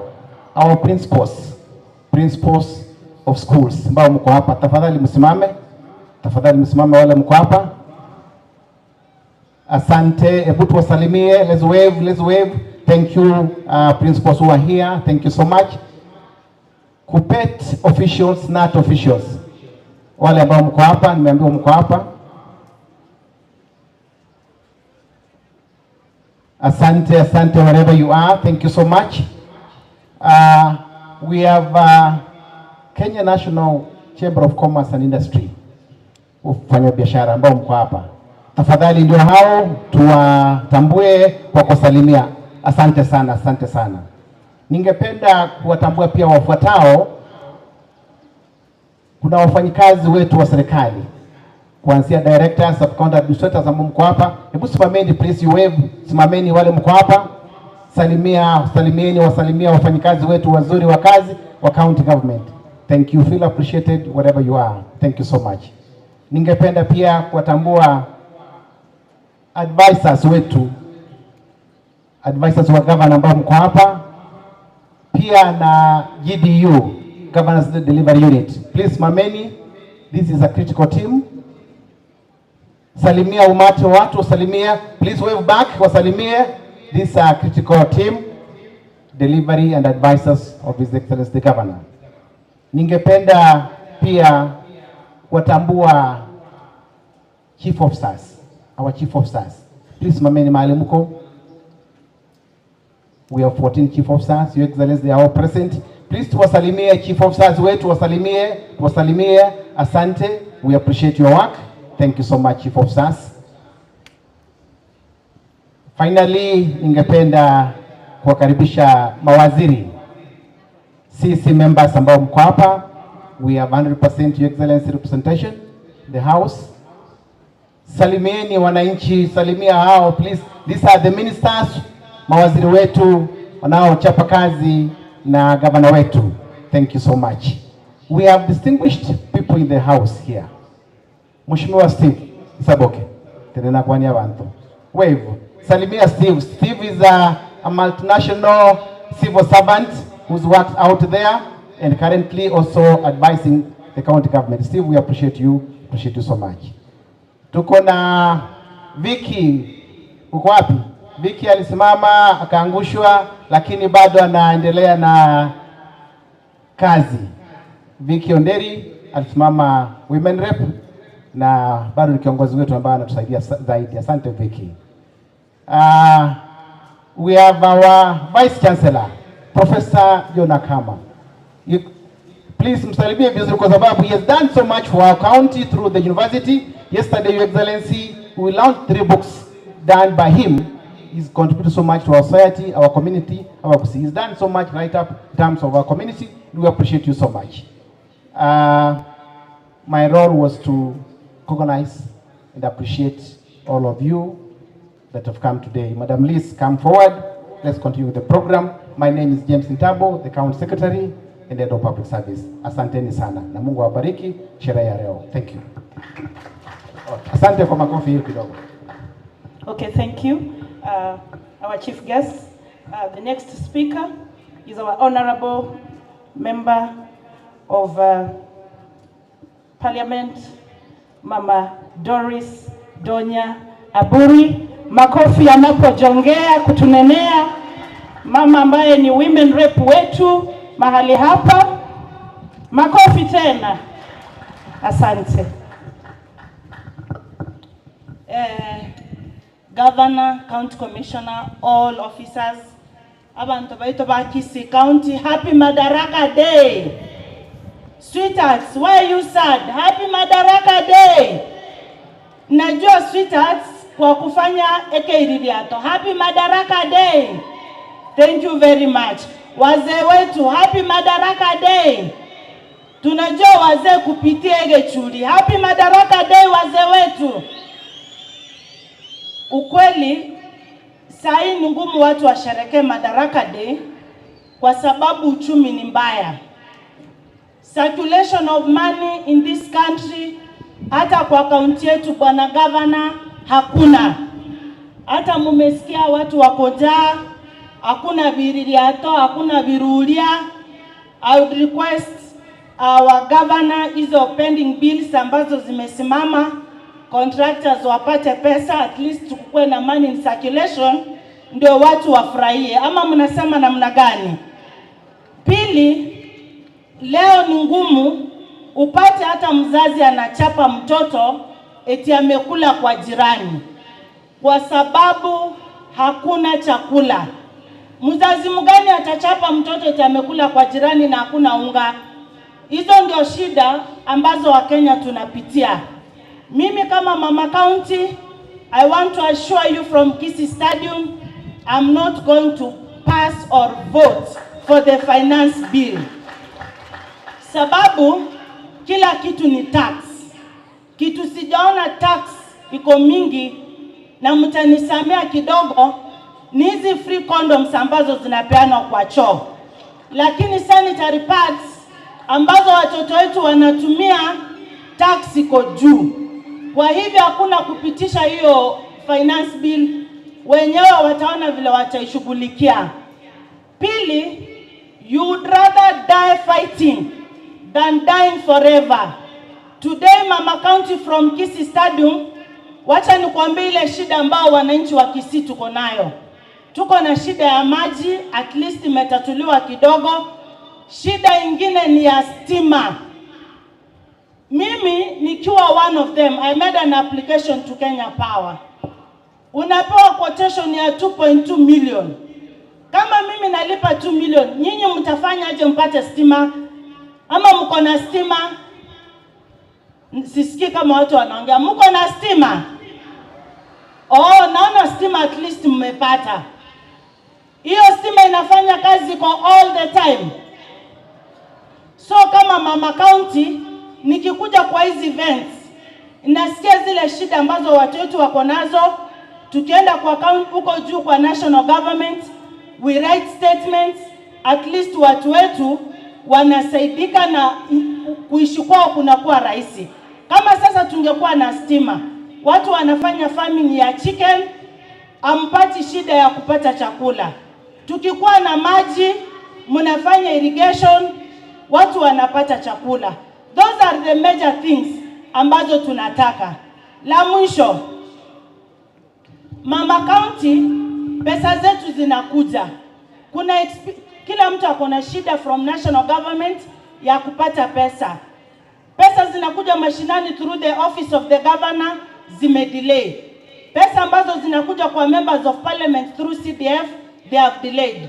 Money that is coming through the office of the woman rep through GAF has delayed. Hizo pesa zikikuja, kazi moja nitafanya kuzunguka Kisii County ni kuweka boreholes. Nitahakikisha at least tumepunguza kidogo shida ya maji. Wamama wakipata maji, tunafanya usafi na wazee wetu wanafurahia mama mengara na tunalala vizuri. Tigangira nengwa na seke Gusii. Abantu baminto abanyina murega igana bagaka. Finance bill eri parliament igomo tax ukeregento mpaka lipstick eri abanyina tokweyaka togo tax mpaka weave etuke eri tokobeka twameka. Tax go waka na chiwese cha insurance, bado there is a commission, there is a tax that you are supposed to pay. Inchebuna Mama County na atebirega iga neba ninchebeka ngochuwaka no. At least tige kura ya Neuro Kinga, I'm representing mwananchi aso wakuwe kure yo. Naende gavano minto, na yatato minto buwe county. Eka rebe seta yo, ondeta yo togo tebi.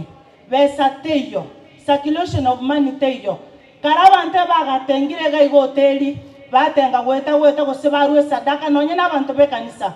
Bago teba bese iteyo.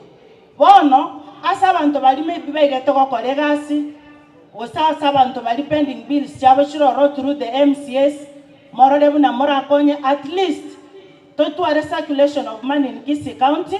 Nali abantu baito bakonyora chiwe somo gaka gakwira na nyomba oira na nebese. Thank you very much. Have the best Madaraka Day and God bless you.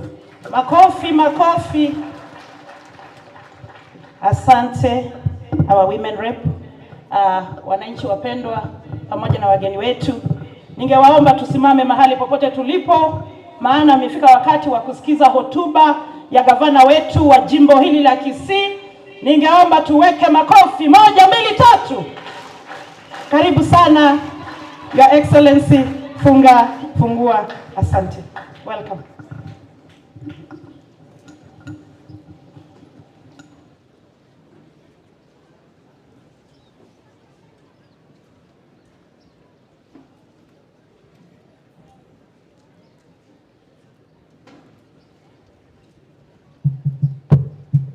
Tuketi tafadhali. Bwana MC. Hiyo mic iko sawa. Asante. Allow me mokonga njira abantu aminto da kwana as Ekemombo Manyokwane Gusii. You allow me, I'll speak in English before I turn into our local dialect.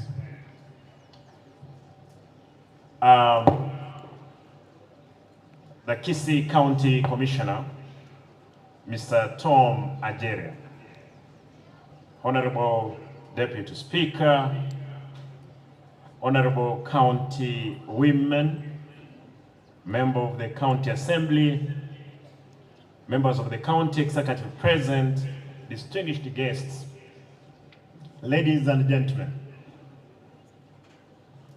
we are gathered here today to celebrate Madaraka Day, and an important day in the calendar of our beloved nation. I wish to convey my heartfelt greetings to fellow residents of this great county and to all Kenyans across the Republic. I extend our appreciation to entertainers and cultural groups for their spectacular performance, which was restarted this morning here. It is a pleasure watching the impressive parade by our security officers. In a special way, I also salute our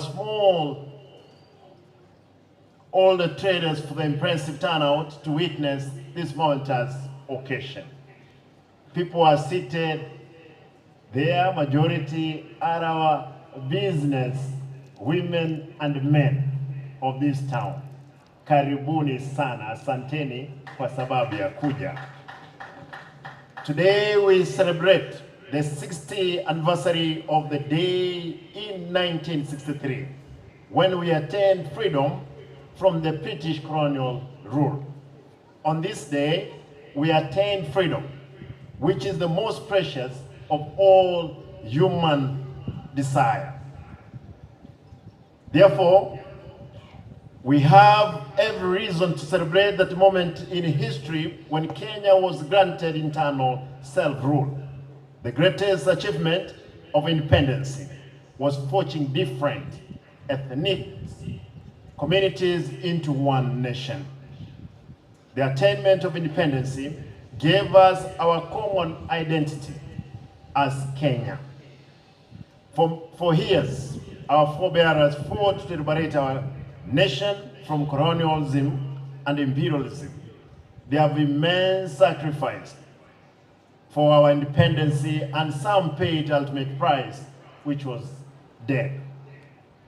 As captured in our nation anthem, the founder of this nation desired to build a prosperous Kenya anchored on the value of peace, love, and unity. 60 years after independence, we have paused and reflect on our journey towards the realization of this aspiration. While we have worked hard to achieve the goals, we have to fully realize our potential, dreams, and aspirations as infused by our forebears. However, we have a lot to celebrate. We salute the selfless struggle for democracy by successive generations of Kenyan patriots that gave rise to constitutional reform in the country, resulting in devolution, which has indeed given a special or practical meaning to Madaraka. Through devolution, we have regional governments that embody a government owned by the people as desired by the founder of this nation at independence. Ladies and gentlemen, assume, yes, sasa hawa watoto hii ndio mambo ya devolution. Watoto hapa wametengeneza pikipiki ya miti na hii kitu mngeleta mapema, asante. This is very well. Haya. Hawa watoto mtajua ni wako darasa la ngapi. Naona wametengeneza pikipiki ya miti hapa. Allow me to continue.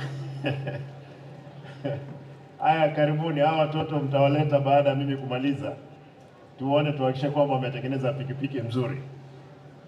When I assumed office 8 months ago as a second governor of Kisii County, my immediate task was to revamp the existing governance structure and institutionalize service delivery. I promised to create an all-inclusive government, with the public being central in all county government decisions. This is why, to originate our County Integrated Development Plan, CIDP, we conducted an elaborate public participation exercise, right from the village level to the county level, where residents gave views of their development priorities. I wish to assure our people that these views were incorporated in the final document. I'm aware that we made many promises during the campaigns, and the expectations are very high. Our people are eager to witness transformation and improved service delivery, and we are committed to deliver on our promises. However, I wish to note that when we took our over in August last year, the budget of 2022-2023 financial year was already in place with a different set of priorities. We took time to realign it to our priorities through a supplementary estimates, and this held us back in implementing our transformative agenda as planned. Much of what we planned will be realized in the forward budget. That notwithstanding, as part of the government strategy to ensure we make life better for our people, we are laying emphasis on food production, water services, infrastructure, housing, agro-processing, affordable healthcare, with ICT as an enabler. And you heard the women rep indeed post the challenges that we are facing as a nation, not as a county even. Though I'll expound on those number of items that you see mentioned earlier. Ladies and gentlemen, we purpose to bank on the agriculture sector as a means to employment, wealth creation, and food security. Apart from promoting and enhancing production and value addition for our food crops, our focus as a government is to build a local economy by encouraging investment in cash cropping farming. This is why my government is focusing on the reviving of cash crop that our county previously thrived on, such as pyrethrum and coffee. To achieve this, we have engaged investors to facilitate farmers to access quality inputs, extension services, among other support services. As we promised on our pyrethrum production revival strategy, I'm happy to announce that already in partnering with the Pyrethrum Processing Company of Kenya, PPCK, we have rolled out an ambitious drive to have farmers in potential areas to return to pyrethrum farming. Last month, we embarked on the distribution of planting material obtained from the seedling nurseries we established in various sites across the country or the county. I urge farmers in pyrethrum growing areas of Kisii to take advantage and take up this initiative. Ladies and gentlemen, the avocado processing factory at Kisii Agricultural Training Center, ATC, is already in operational. This is courtesy of agreement between the county government of Kisii and Apple Fresh, an investor. I urge our farmers to take advantage of this opportunity and deliver to this factory the avocado produce for better returns. Going forward, we purpose to extend and decentralize such ventures to sub-counties to reduce transport costs. We are equally committed to operationalize the banana process factory at ATC. To address the challenge facing our farmers in the coffee sector, my administration will work closely with the coffee societies through Coffee Farmers Union to revamp coffee market operations in order to achieve more in agricultural sector so as to boost farmers' income and nutrition among populations. We must diversify area of food production, including aquaculture, livestock, and poultry. These will help us to avoid overstretching the traditional held food sources like maize and bananas, which have been affected by diminishing arable land holding, declining in soil fertility. We set aside farmers on fish farming by use of bond, which requires only small portion of land, capitalizing on good rainfall distribution for water.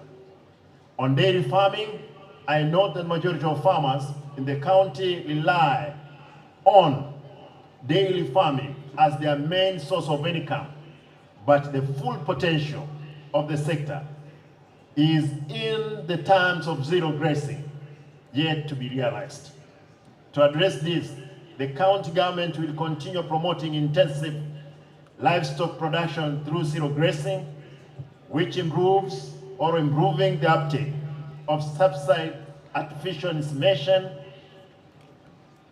program to ensure quality stock, sustainable milk production.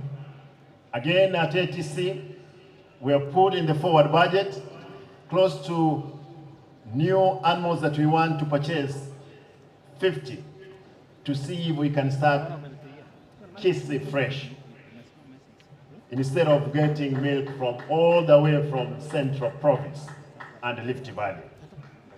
Ladies and gentlemen, in the health sector, to help avail affordable service to our people, we purpose to equip and deploy staff to all our health facilities in the county. Our resolve to ensure that drug and non-pharmaceutical are procured and delivered to all health facilities and hospitals still remains our priority. To ensure efficiency in service delivery in all health facilities, we seek to fully digitize drug receipt, distribution, dispensing, and the tracking system. The aim is to curb theft of drugs at the medical center and the hospitals in the country. The Kisii Teaching Referral Hospital is our primary medical facility offering robust health services, and we are overhauling. It's important to note, I'm overhauling the facilities operations for us to be able to realize the potential which is sitting at KTRH. I want to point out that since I did little changes at KTRH, where collection was done quarterly at around 60 million, today I'm happy to report the new officer in charge is realizing 150 million. Kwa hivyo, wacha nitaongea baadaye, wacha niendelee na kusoma hii, kwa sababu inanigusa sana kwa roho. Now you realize that what has been happening, I'll be able to explain. Ladies and gentlemen, the specialist will have workstation within the Dr. Plaza complex and allowed to see their low-income patients from the new Dr. Plaza situated within the facility. At the same time, we are operationalizing the standalone 200-bed capacity mother-child hospital at KTRH. The mother-child hospital will expand the bed capacity at KTRH to 900. Recognizing the role of community health volunteers, all promoters in health service delivery, my administration has already introduced a CAS-TB program for all 2,900 community health promoters in the county to help motivate them. And we did it here at the stadium. Ladies and gentlemen, in the area of infrastructure development, we will make use of the valuable funds, partner with the national government agencies to deliver a good road network across the county.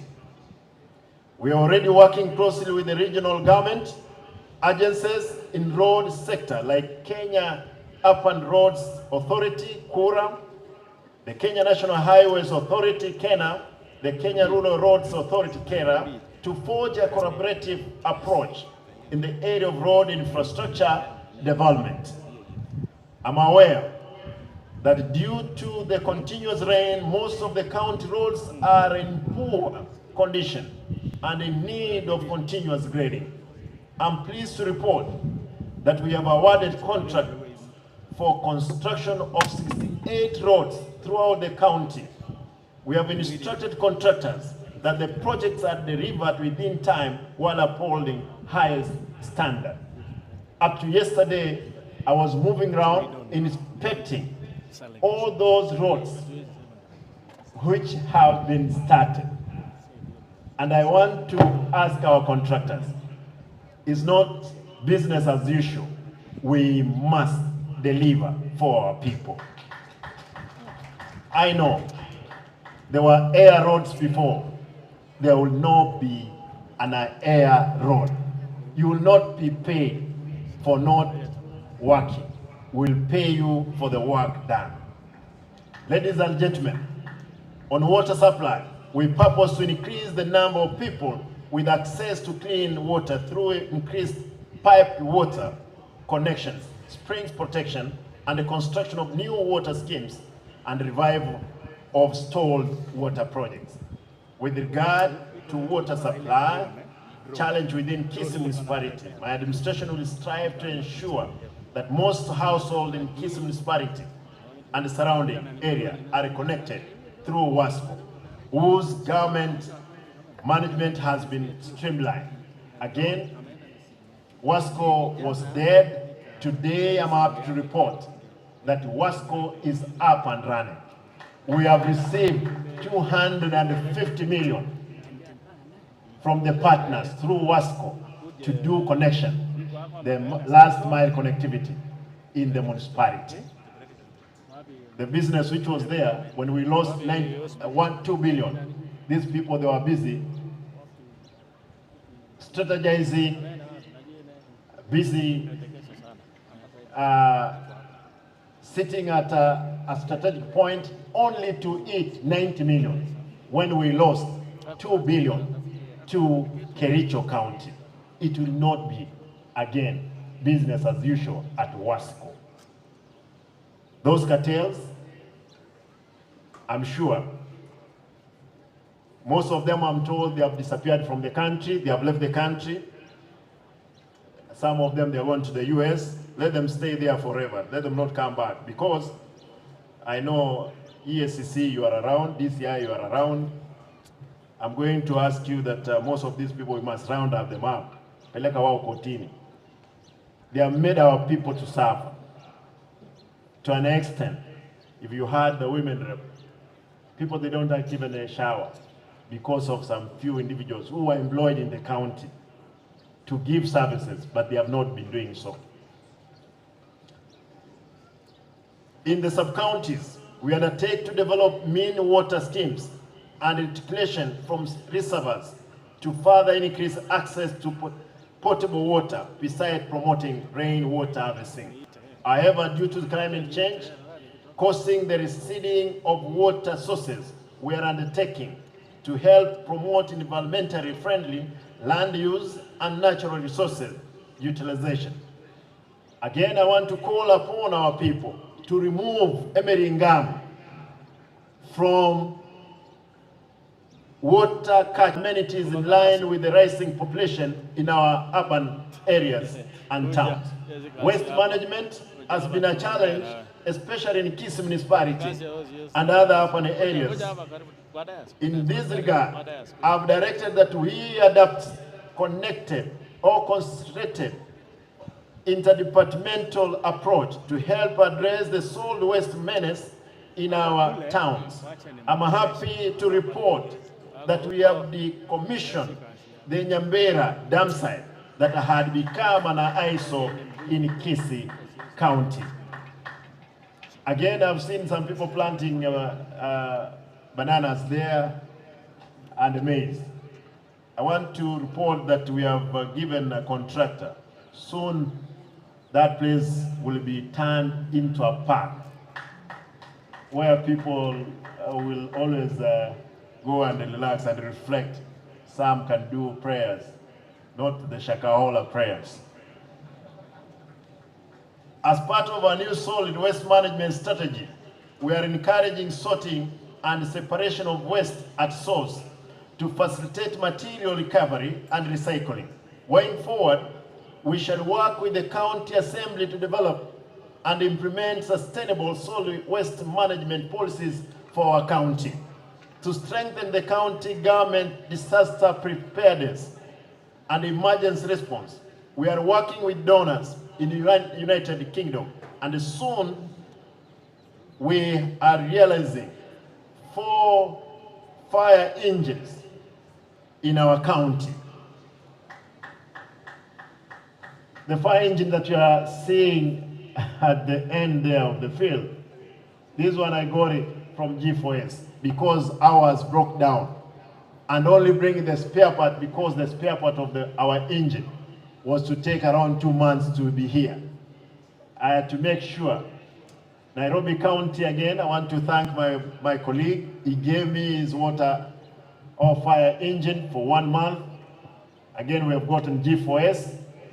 We repaired the small one which is there. Therefore, there is a concentrated effort that we can be able to put fire on time, or put off the fire on time when it occurs. Also, I want to settle up on a new fire station, complete with the fire engines at Ogembo municipality to help respond to fire challenges in the Bucha region, even as we seek to have satellite stations in our other towns. On market development, ladies and gentlemen, we are set to construct more modern market facilities across the county, already in collaboration with the National Agricultural and Rural Inclusive Growth, NAIRIG. We have built 2 vegetable aggregation centers at Marani and Magena for the sake of our smaller farmer owners. Ladies and gentlemen, to ensure provision of good education foundation for our children, we have prioritized the construction of and equipping of ECD centers with state-of-art facilities in all designated public ECD centers across the county. The same goes to our vocational training center and the home craft centers, which are set to become communal hubs for ICT training and access. While giving priority to ICT, we are working closely with the Ajiri Job Center to help our youths access free training in ICT skills. After training, the youth will access online jobs across the county. Where we are seated, the whole of here, underground, there is a program, there is a training with machines we got from Nigeria and MasterCard for our children to learn from here, the stadium. This stadium is always busy nowadays. And for those ones of you who have children who have finished school, Form 4, some in college, let them come into the stadium here. They may get a job online. And that's the effort that we are putting across for our young people. As for our ECD and VCT teachers, we are aware that their contracts came to an end in the month of May. But as I indicated during my meeting with them recently, we plan to employ them on permanent and pensionable terms with approval from the County Public Service Board once it is in place. The one which was there was sent home packing by the assembly, and it remained so. They are moved to court. We are waiting the verdict from the court. We shall close work with the Ministry of Education and other stakeholders to their year's education in vocational training. As I promised earlier, to enable our students to access education, my administration has revived the school bursary fund, which was in service delivery. As you are aware, we conducted a staff audit through the Institute of Human Resource Management, FARM, IHRM, and government, which is a government institution. The staff audit was not a witch hunt. I want to repeat. The staff audit was not a witch hunt, but a deliberate effort towards staff rationalization and proper placement for the sake of result delivery. The audit came in a wake of workers among the county staff. I've seen people have taken up, and I was taken to the Senate last 2 weeks. I want to promise I'm going to cooperate with the Senate in giving them the yields which were found through the Auditor General findings of the Kisii operations. Yesterday I said I'll spill the beans. Indeed, I'll spill the beans on the going and the commitment of our government to resolve on issues of corruption. Soon, we are implementing the report in order to expurge ghost workers from the payroll and create room for recruitment of technical staff in areas where we have gaps, such as health, agriculture extension, among others. You saw here, when we had a meeting here in the stadium with the county base commander, we had around 256. I want to repeat, 256 drivers against 62 vehicles. But we are repairing again more vehicles to see if we can observe those drivers because they are employees of the county. Ladies and gentlemen, judicial financial management devoid of corruption is key to our operations, and all county staff have been put on notice. I've also asked the members of the public to support us in eradicating corruption, besides giving ideas and feedback on our performance. Still, I have a report. The practices of corruption is again back in our county. But be sure, because you have tried me for so long, this one we can't give you room. Bwana County Commander, Bwana County Commissioner, soon wewe utakuwa unasaidia sisi. Sisi tunataka tukamate watu, tunaleta kwa station. Kwa nguvu tu. Tunaleta kwa station. Unatusaidia askari, tunakamata, na hatukakamati rais ile ya pingu tunaleta. Because what is happening here in the county is a rotten character of theft of public funds. I request that the national government again to help us to fix this. As such, I intend to have structured routine engagement with the public, live through television screens mounted at various centers across the country, to also help to centralize services to the grassroots. We are set to complete the construction of all our county or sub-county and ward offices. In revenue management, and this is the last one, msichoke.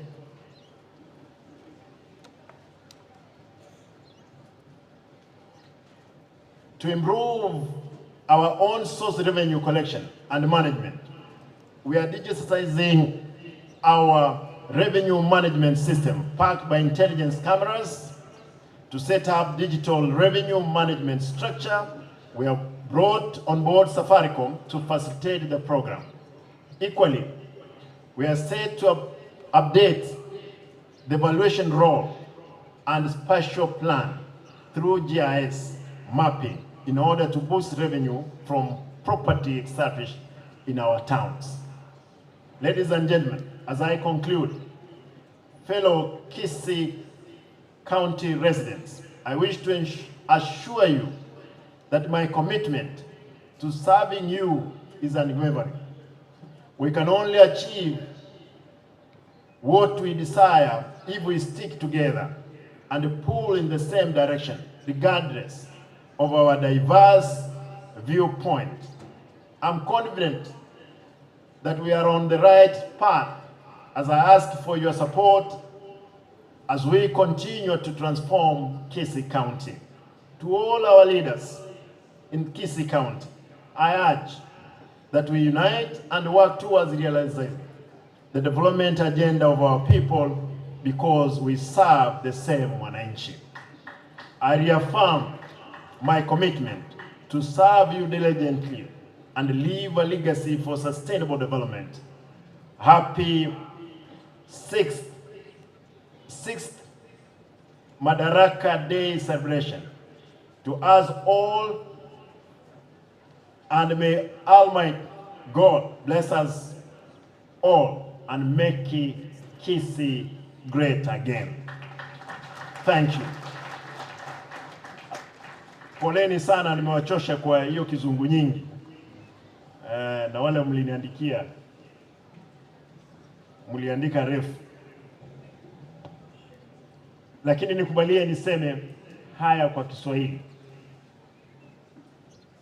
Najua Mheshimiwa Mwenyenye amesema mambo ya mji wetu huu town, lakini kwanza nataka nitoe shukrani zangu za dhati. Wafanya biashara wadogo wa mji huu leo wamesimamisha biashara zao wakakuja kusherekea pamoja na sisi katika siku hii. Nataka niwashukuru na nitahakikisha kwamba mmefanya biashara yenu kwa amani. Tumekubaliana na serikali kuu, commissioner akiwa hapa, county commander na timu zao, kwamba tena hakutatokea na visa vya fujo vya mji hapa. Najua kwamba pombe kawaida napata hizi clips watu wakiuza pombe, natumia county commissioner mara moja. Najua kwamba county commander ana deal na hiyo issue. Najua kwamba umejaribu pia madawa yale ambayo ni cocaine yalikuwa nauzwa hapa, lakini sitaki kusahau bwana county commander, bwana county commissioner, kuna maofisa wako wengine wanashirikiana na hao watu ambao wanauza pombe hapa na wanauza madawa. Tafadhali, na wanajulikana. Kando na hiyo, bwana commissioner, nataka nikuulize tafadhali, wakora ambao wanaiba mashamba, ambao wanaiba mashamba, sio kwamba wanaiba mashamba, wanauzia watu mashamba ewa, ambao sio waendeshaji pikipiki, ndio wanaoleta vucho hapa katikati mwa mji. Jana katika mazishi ambayo ilikuwa kule Basi Central, kijana mmoja aliuawa hapa na vijana ambao wao wanajulikana. Waliua kijana eti kwa sababu amevalia t-shirt ya Simba Arati, wakakata yeye akafa. Nataka niwaulize tafadhali vyombo vya usalama, wale vijana ambao wote, kwa sababu kamera zipo ziliwakamata vile walikuwa na huyo kijana, na hiyo kikundi ndio ile ilienda kupiga madaktari kule South Mugirango. Nashukuru kwamba mlikamata wale wote walihusika kule South Mugirango. Kongole, nashukuru sana. Lakini huyu jambazi sugu tunaye hapa, ambaye hako na warrant 3, ambaye anatumika na wanasiasa karibu 3, wanampea pesa nauliza tafadhali, huyu mtu akamatwe, afunguliwe mashtaka hapa kotini. Jana nilipeana shilingi 1,300, lakini nataka niweke shilingi nusu milioni kwa yule jambazi kukamatwa. Watu wameumia, watu wameharibu hiyo mali kwa sababu ya mkora mmoja ambaye anasaidiwa na wanasiasa. Naomba tafadhali, mimi nimepeana, akikamatwa, ikiwa ni askari, ikiwa na vijana, nilisema jana, akikamatwa na vijana wetu na wapea shilingi nusu milioni. Askari wetu mkiwakamata, nitapeana hiyo pesa. Hao watu wakamatwe, washtakiwe, ndiposa amani irudi. Wakati mwingine tunasema ukicheza na shilingi juu ya choo, unajua zile choo za ama gogo, na umetumwa dukani, ikianguka unalia. Tafadhali tusicheze na moto kwa kichaka ambacho ni kimekauka. Kwa hivyo nataka nirudishe shukrani zangu kwa sababu umehusika vizuri kwa sababu ya usalama. Nami nauliza kwamba serikali, najua kuna chiefs hapa, DCC, ACC, tushirikiane. Nimeona kule Central na Rift Valley juzi wamekubaliana vile kumaliza pombe haramu. Bwana County Commissioner, tushirikiane tumalize mambo ya pombe haramu. Ingawaje kwamba uchumi ni mbaya, na nataka niseme, nimuulize Mheshimiwa Doris Donya, ndugu zetu wote ambao mko bungeni pamoja na wao, tafadhali wasipitishe ile bill. Mambo ni mbaya. Hata wahubiri jana, mabadri walikuwa wanauliza, tafadhali niongeleshe rais, nione kama atafanya nini, awaachane na ile mswada. Sisi tunaupinga. Hakuna vile mwalimu anafundisha kule Nyachogochogo, kule Nduru, atakatwa shilingi ama 3% of his salary iende kujenga nyumba wapi? Nairobi. Watu wa Nairobi wajenge manyumba ya kwao, na sisi tukiamua kujenga huku tujenge yetu. Kwa hayo mengi ntaito kwaneke Gusii kitakaibire cyo twanyote county ekirairense ntogendrete kwenye imokia twanyebekero moika yansire koramokia, lakini naende balibanye itete abagendete kobojora chingoro ndaete mbasabe inche ne gavana yaino abana siasa bamintu bakire chikura bakori umushahara emilioni yemo ngenjo teyo baramboli mbarigeri milioni 200 babeke mebuko yabo nalitora basani osera mumugane tinkole boy na umudede nkole kibese kine cheino ekina kibwende kugora amalio tindagora malio gaisane ese nyagitari tindagora para ECD classes tindaros, lakini abandi ngonye to okwana naye tuligeri kibesa kuruma aralia besa nchiye bali tabagakora na maugo karo mbono to gosaba gosenya maneche sa mauga abantu bamintu obole mubwagore tu nyatie koga boli muboli title tei boli muboli ebole court, lakini aba murababe osaba sacha ababe baru 34 million bakali bagaite 17 wetro ga kolio mwanyene e balance tigate 720 ebibembi kole kanet, lakini chinga kichinira boto wokiranga ebibebi tigato bisabere mbiro bitasaberwe biraga ni ebinde bisambwe ebinde biyitu kinungu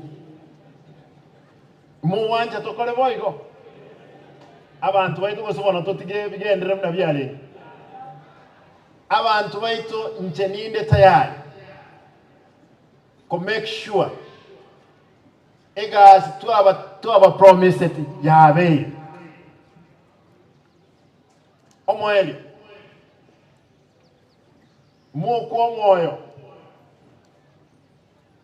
ensi na berabe bia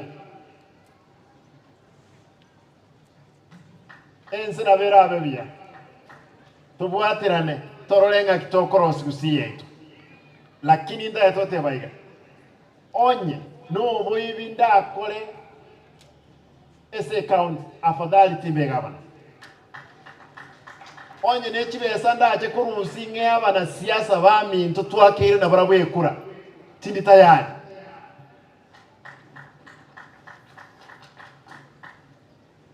enda mwamnaro lire bali muri metandao umaitenda mwamnero okonyoro korora kurwara oborogi mbururaro le kurwara ukoigo lakini orole ndamwamu y'abantu bacite school abantu baraba na siasa erembe kubwa ya kawaida yo wita na wenengo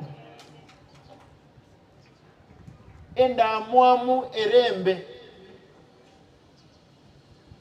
lakini ekana kinete na tebetu ngaya torwana ekiara walba okora matari ko yika magega yo mogongo ndate wadenga gendra kondama onye murati na mutu yana lakini moko mocha ni mowote na mutu yana sega asingo kolera aba guswami lazima to weta na ino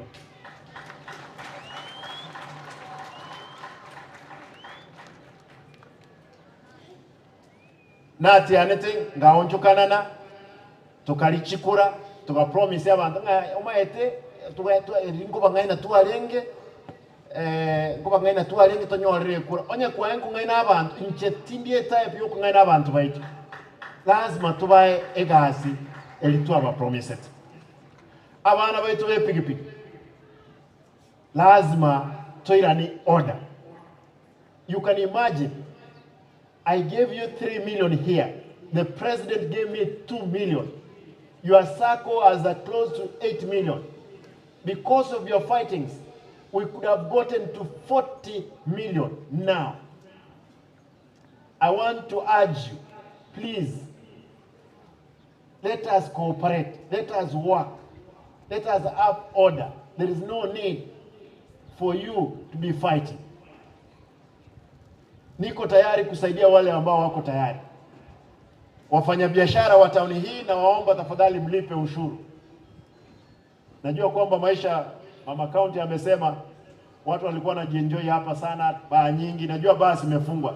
Pesa ilikuwa inachezewa hapo ni pesa ya hewa. Watu walikuwa wanalipwa biashara ya hewa, lakini nimesema tutalipa wale watu ambao wamefanya kazi. The eligible bills will pay. Wale ambao mmefanya kazi wiki hii, barabara zimeanza na mimi nimesema nitawalipa mara moja. Ndiposa town tena irudi uhai. Lakini pia serikali kuu imechelewa kutoa pesa. Lakini tuko na pesa sasa. Kwa hivyo watu wafanye kazi na kazi ifanyike mzuri. Abantu aminto asaje amange. Ntagetemba kirembia mono. Abana beskuru karibuni. Nimeona mmemba mzuri. Askari wetu. Asante kwa parade bwana county commander. Asante. Wale wa prison mmecheza mzuri. Nikipata sio uji chai, unajua tulikuwa zamani tunaimba dereva mzuri atakunywa chai, dereva mbaya atakunywa uji. Sitaki kupeana uji, nitapeana chai kwa maofisa wetu. Na tafadhali maofisa wetu, nyinyi kwa ngangari, wacha tufanye kazi. Kama kuna shida mimi niambieni. Hata kama ni shida yako ya kibinafsi, mimi niko tayari kutembea na nyinyi. Tulinde amani na tuhakikishe kwamba tumemaliza ujambazi ambao upo. Asanteni na Mungu awabariki. Asante. Makofi kwa gavana wetu tafadhali, makofi, makofi. Asante kwa hotuba na mawaidha. Funga hapo. Kwa hayo mengi, nataka nimkaribishe County Commissioner atupee ripoti ya Rais wa Jamhuri. Asanteni.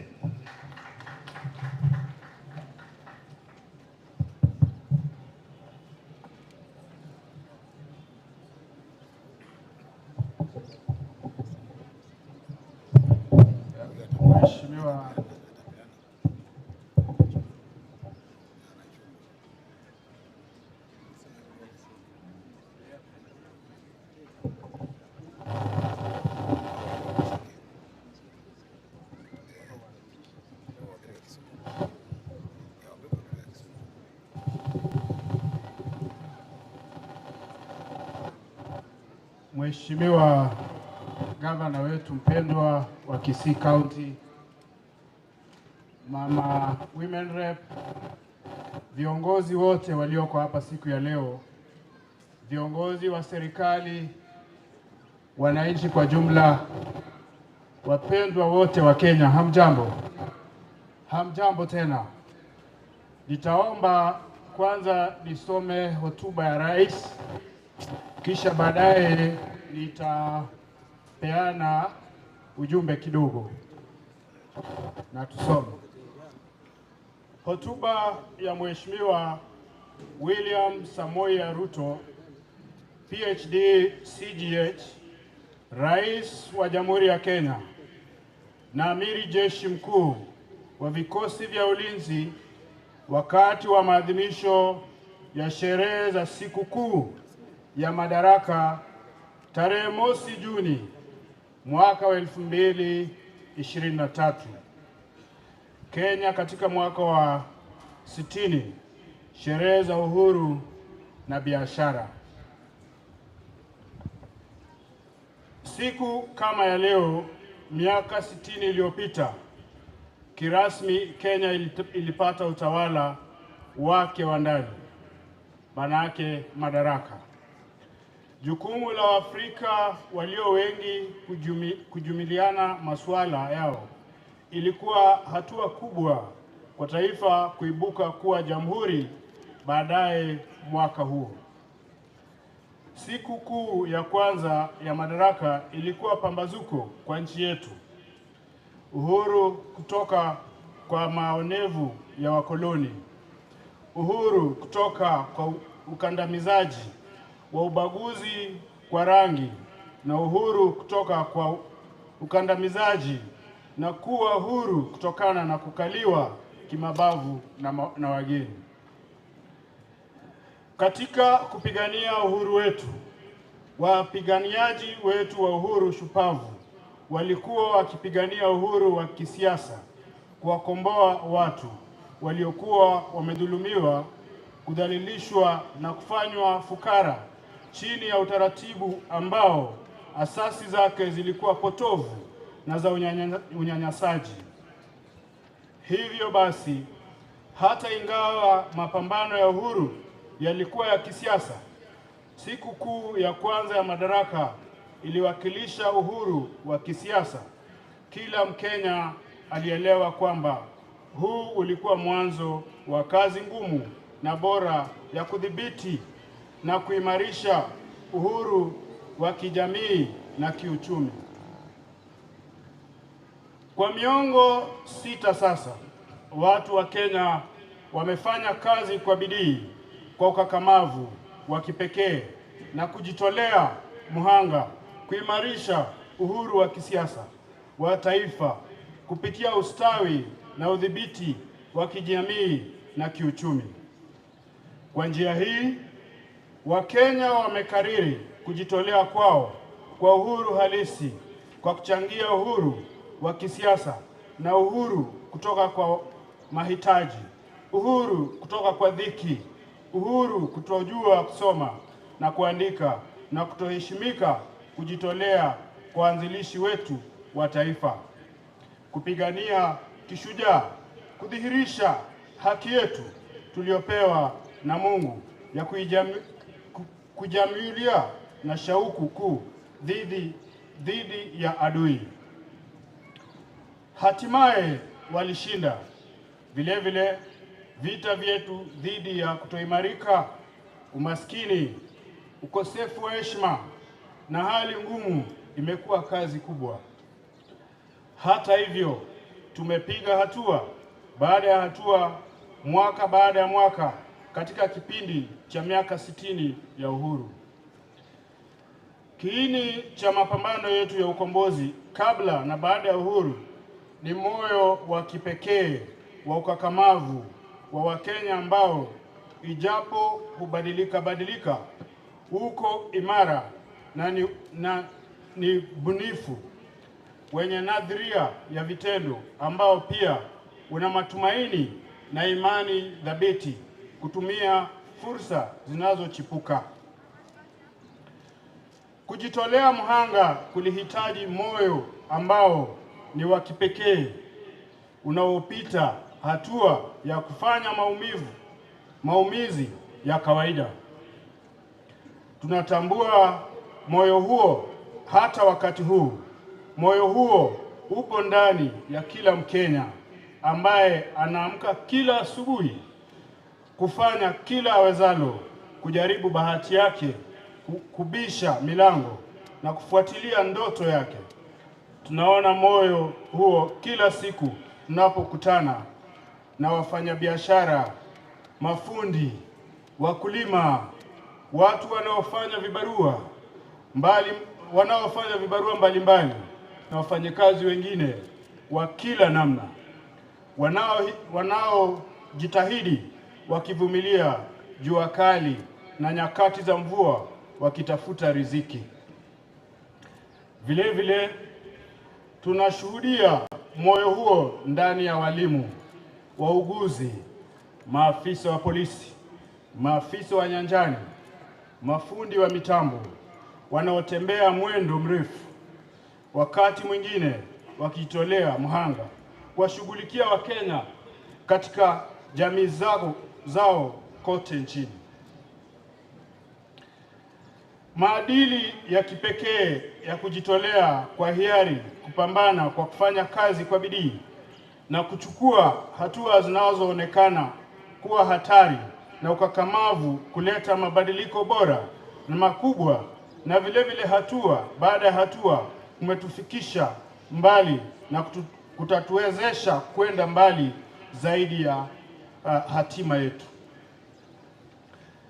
Najiunga na Wakenya leo kuadhimisha sherehe za mafanikio yetu kwa jumla na moyo wa ushupavu ambao uliwapa motisha miaka 60 iliyopita unaotudumisha hata wakati huu. Sherehe hizi zinadhihirisha juhudi zinazofanywa kuwekeza katika ukamilifu wa majukumu yetu ya kitaifa ya kujitawala wenyewe. Nitaangazia njia bora ambazo sisi kama watu wa taifa moja tumeweza kutunza uhuru wetu wa kisiasa na kukomaa kidemokrasia, kuimarisha uhuru wetu wa kiuchumi kwa kutoa shime ya kibiashara na kuimarisha uhuru wetu wa kijamii kwa kudhibiti hadhi yetu. Kamwe tusisahau kwamba hadi hivi majuzi tu siasa za nchi yetu zilikuwa za migawanyiko, za vurugu, za kufa na kupona, ambapo majirani wetu waliokuwa wakishirikiana na hata watu wa ukoo mmoja walichochewa na kuchukiana kwa kisingizio cha siasa za mashindano. Katika kipindi hicho cha giza, ukabila ulikuwa muhimu sana katika kushirikiana kisiasa na kigezo muhimu katika mashindano ya kidemokrasia. Wataalamu walioheshimika na watu mashuhuri walisimulia kwa ujasiri eti siasa za Kenya kawaida ni za ukabila, na viongozi wetu walibuni vyama vyao vya kisiasa, maongozi na kampeni katika misingi ya kuvutia kabila. Vile vile viongozi walihakikisha kwamba majadiliano ya kisiasa yalizingatia watu fulani na maslahi ya kibinafsi ya watu wachache waliobahatika na wala sio ari ya walio wengi. Baadhi yao walitumia vyama vya kisiasa kama vyombo vya kibinafsi kuafikia vyeo fulani, ambapo maumizi muhimu yalikuwa yanafanywa na kutumia kabila zao kujitetea kupata rasilimali nyingi za umma, mbali na vyeo vikuu na fursa ya kujinufaisha kibinafsi. Kwa miongo mingi Wakenya walifahamu kwamba tamaduni hii ya ulaghai wa kisiasa ilinajisi demokrasia yetu, kuzuia moyo jasiri wa kujishughulisha na kufanikiwa, na hivyo kuzuia ufanisi wetu. Hivyo basi, Wakenya walitamani kupata ukombozi kutoka kwa mibabe ya kisiasa, majadiliano yasiyofaa ya kikabila yaliyosababisha ghasia. Walitamani mfumo bora wa kushirikisha na kujumuisha wote ambao uliimarisha ari ya wote na kuhimiza utaratibu wa majadiliano ya pamoja na njia mwafaka ya kushughulikia masuala yao. Hatimaye, katika uchaguzi mkuu uliopita, Wakenya walijikomboa.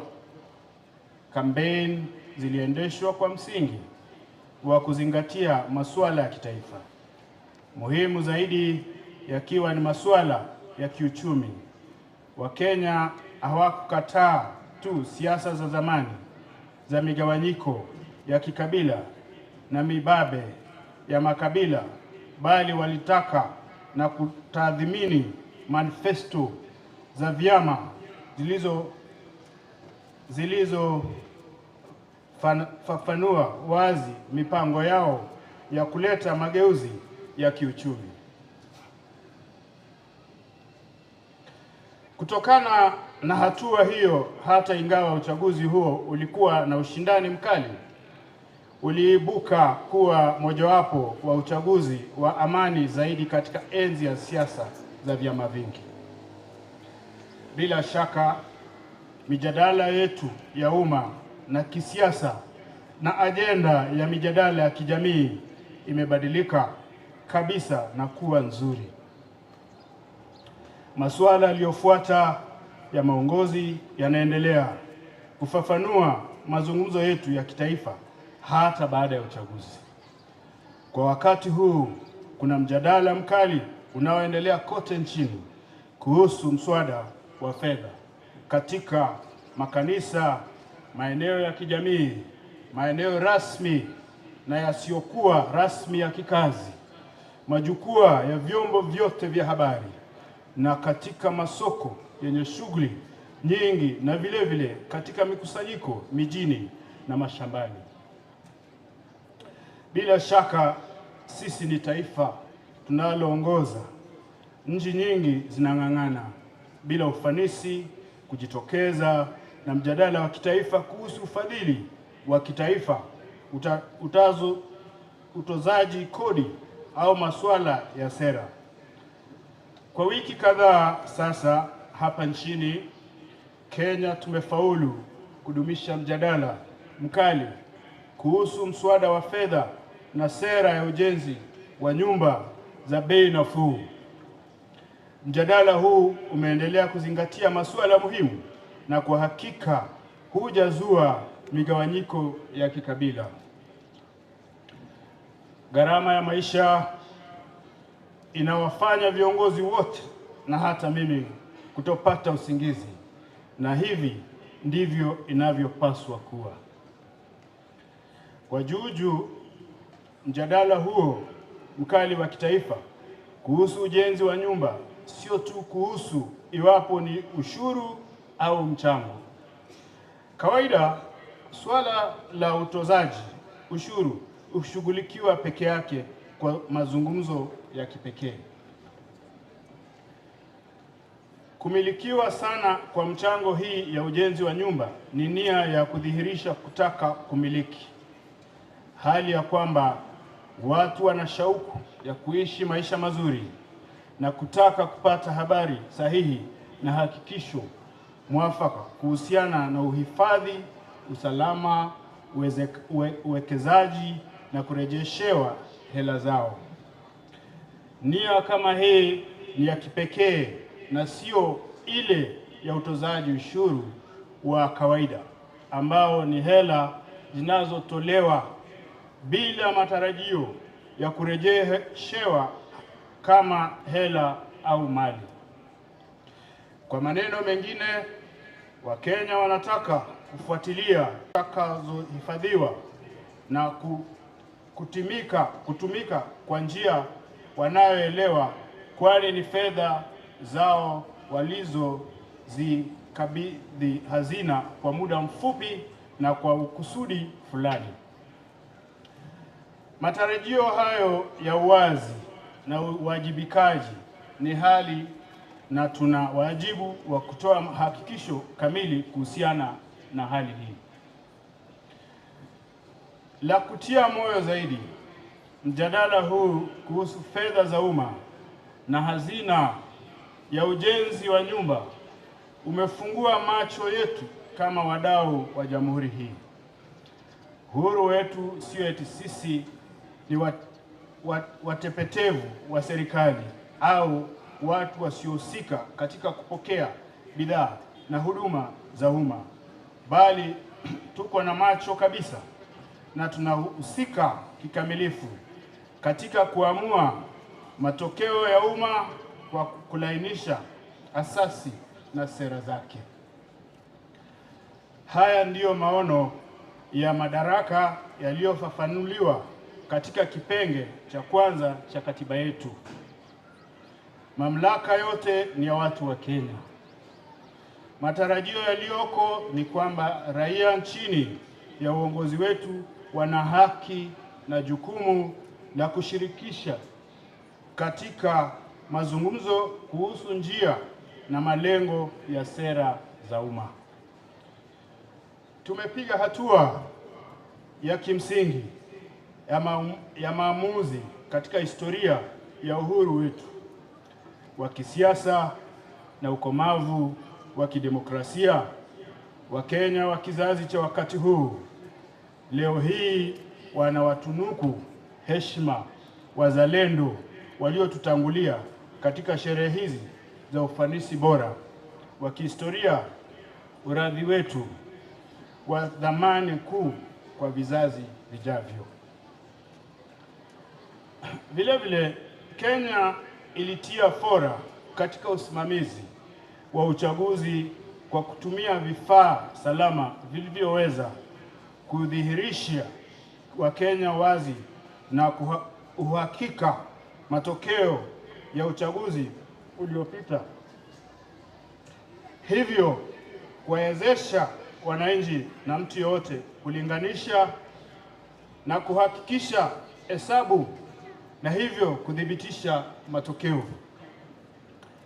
Hatua hii iliwezesha Tume Huru ya Mipaka na Uchaguzi nchini kutangaza matokeo ya kuaminika na kudhibitisha washindi wa uchaguzi na kudhihirishia mahakama uhakika kwamba uchaguzi huo ulitimiza kanuni za katiba za mifumo wa kufanya uchaguzi unaoeleweka, sahihi, unaodhibitisha salama, wenye uwajibikaji na uwazi katika kuwajibu waliowasilisha malalamishi mahakamani.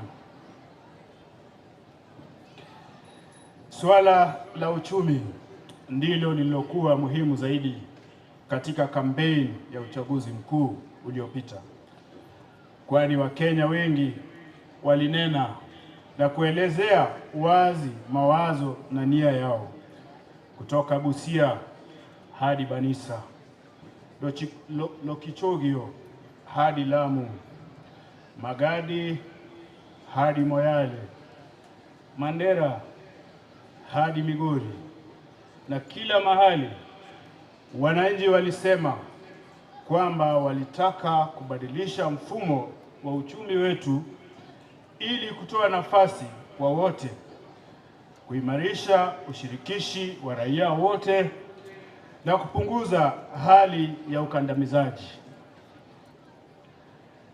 Badala ya kampeni ya kawaida ya malumbano, uchochezi na migawanyiko, kampeni iliyopita ilisalia kuwa mjadala wa kitaifa kuhusiana na masuala nyeti ya kiuchumi: mikopo yenye masharti nafuu, ufadhili unaojumuisha wote, kuimarisha moyo jasiri wa Wakenya wa kushughulikia kupitia biashara changa, ndogo ndogo na za kadri, na kushirikisha biashara za watu binafsi kwa kuimarisha uwezo wa masoko kupitia hatua za pamoja kama vile kuwepo kwa mipango ya vyama vya kuchangiana na vyama vya ushirika. Hivi ndivyo wajasiriamali wa Kenya walitamani kupata mikopo, kuweka akiba, kupata masoko, usalama wa kijamii na bima za afya. Kwa kuzingatia ari zao, tulitambua kwamba nia ya wajasiriamali wa Kenya ni kufuatilia kupata ufanisi kupitia kuwepo kwa soko la biashara linalojumuisha wote, ambalo linachukua hatua nzuri kuhakikisha hakuna mtu anayewacha nyuma. Msingi wa ari hiyo unajumuisha ushindani unaotokana na mapendekezo ya pamoja na vile vile utaratibu dhabiti wa biashara ambao huangamiza wengine, na katika utamaduni wa biashara ambao unashinikiza hatua ya mtu kufuatia ari yake kupitia utaratibu wa pamoja, ambapo kila mtu anapewa shemi kufaulu katika jamii inayoimarika. Katika mashauriano na Wakenya huko mashinani kote nchini, tulitambua baadhi ya vikwazo vya kuafikia ajenda yao ya kiuchumi. Kwanza kabisa ni gharama ya kutimiza masharti ya urasimu yaliyowekwa katika kusimamia na kuhakikisha kutimiza, ikiwemo matumizi ya ushuru unaotozwa. Pili, hatua ya biashara nyingi kutokuwa na mfumo rasmi, jambo ambalo ilifanya biashara hizo kuwekwa pembeni na kutofaidika na ufadhili, ushirikisha au hata kutotambulika kisheria katika utekelezaji wa majukumu yao. Tatu, ni dhana inayohusu upanuzi wa msingi wa ushuru. Je, ni kuhusu watu kulipa ushuru zaidi au ni watu wengi kulipa ushuru? Jibu ni kuwapa shime Wakenya wengi kuingia katika utaratibu wanaopata mapato ambayo watalipa ushuru kwa nia safi ili kubuni mamilioni ya ajira mpya. 4.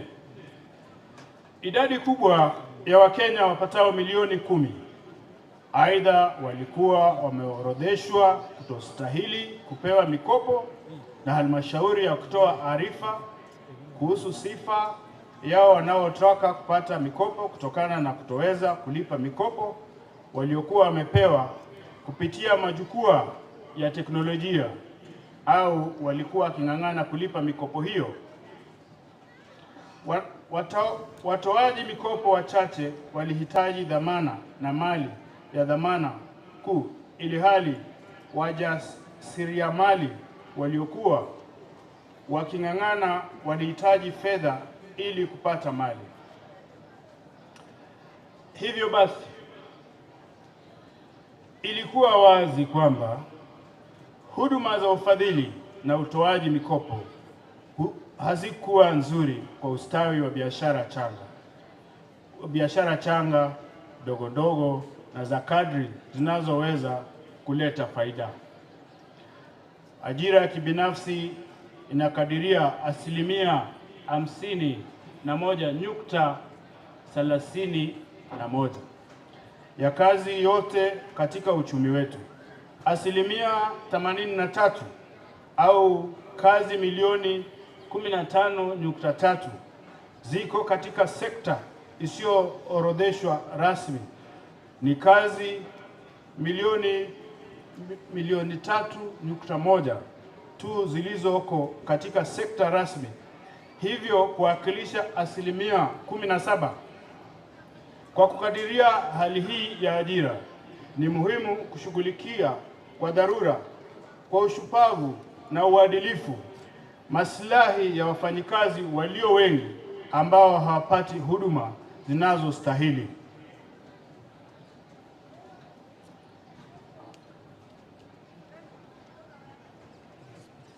Hatua hii ya wafanyabiashara ilichochea ubunifu wa hazina ya kujumuisha wote kifedha au hazina ya hasilia, ili kuondoa gharama ya kifedha, kucheleweshwa na urasmi unaohitaji katika kuzingatia masharti. Hazina hii inatumia teknolojia ya kisasa ya huduma za utoaji fedha, ikishirikishwa na mashirika ya mawasiliano ya simu ya Kenya, ili kutimiza masharti ya kiusalama bila ya mtu kushindwa kulipa. Hazina ya hasilimia iliimarisha dhana ya kuwa na dhamana kwa kuwasilisha sifa ya anayeombea mkopo na ushirikishi wake na wengine kama njia ya kuwa na usalama wa kutosha. Bila shaka, hazina ya hasla imeleta mabadiliko makubwa. Imesababisha mageuzi. Tangu ianzishwe mnamo tarehe 30 mwezi Novemba, imesajili wateja milioni 15, bilioni 7 wakiwa wale wanaopokea huduma za mara kwa mara, na kutoa jumla shilingi bilioni 29.8. Vile vile, hazina ya hasla imewezesha Wakenya kuweka akiba shilingi bilioni 1.5 katika mkondo wa kuwa taasisi bora na kubwa zaidi ya kifedha, kutokana na idadi ya kifedha, kutokana na idadi ya wanaokopa na pia mikopo iliyopo. Hazina hasla vile vile ilileta mabadiliko katika sekta ya teknolojia ya utoaji wa huduma za kifedha chini kwa kuigeuza kutoka kwa mfumo wa kutoza riba na wenye unyanyasaji hadi kuwa mfumo unaowajibika. Kutokana na hayo, uchumi wa kidijitali wa Kenya umeimarika kama inavyodhihirishwa na ripoti kwamba kampuni ya Safaricom peke yake imesajili wateja wasiopungua milioni 2 katika mfumo wake kutokana na hazina ya hasla.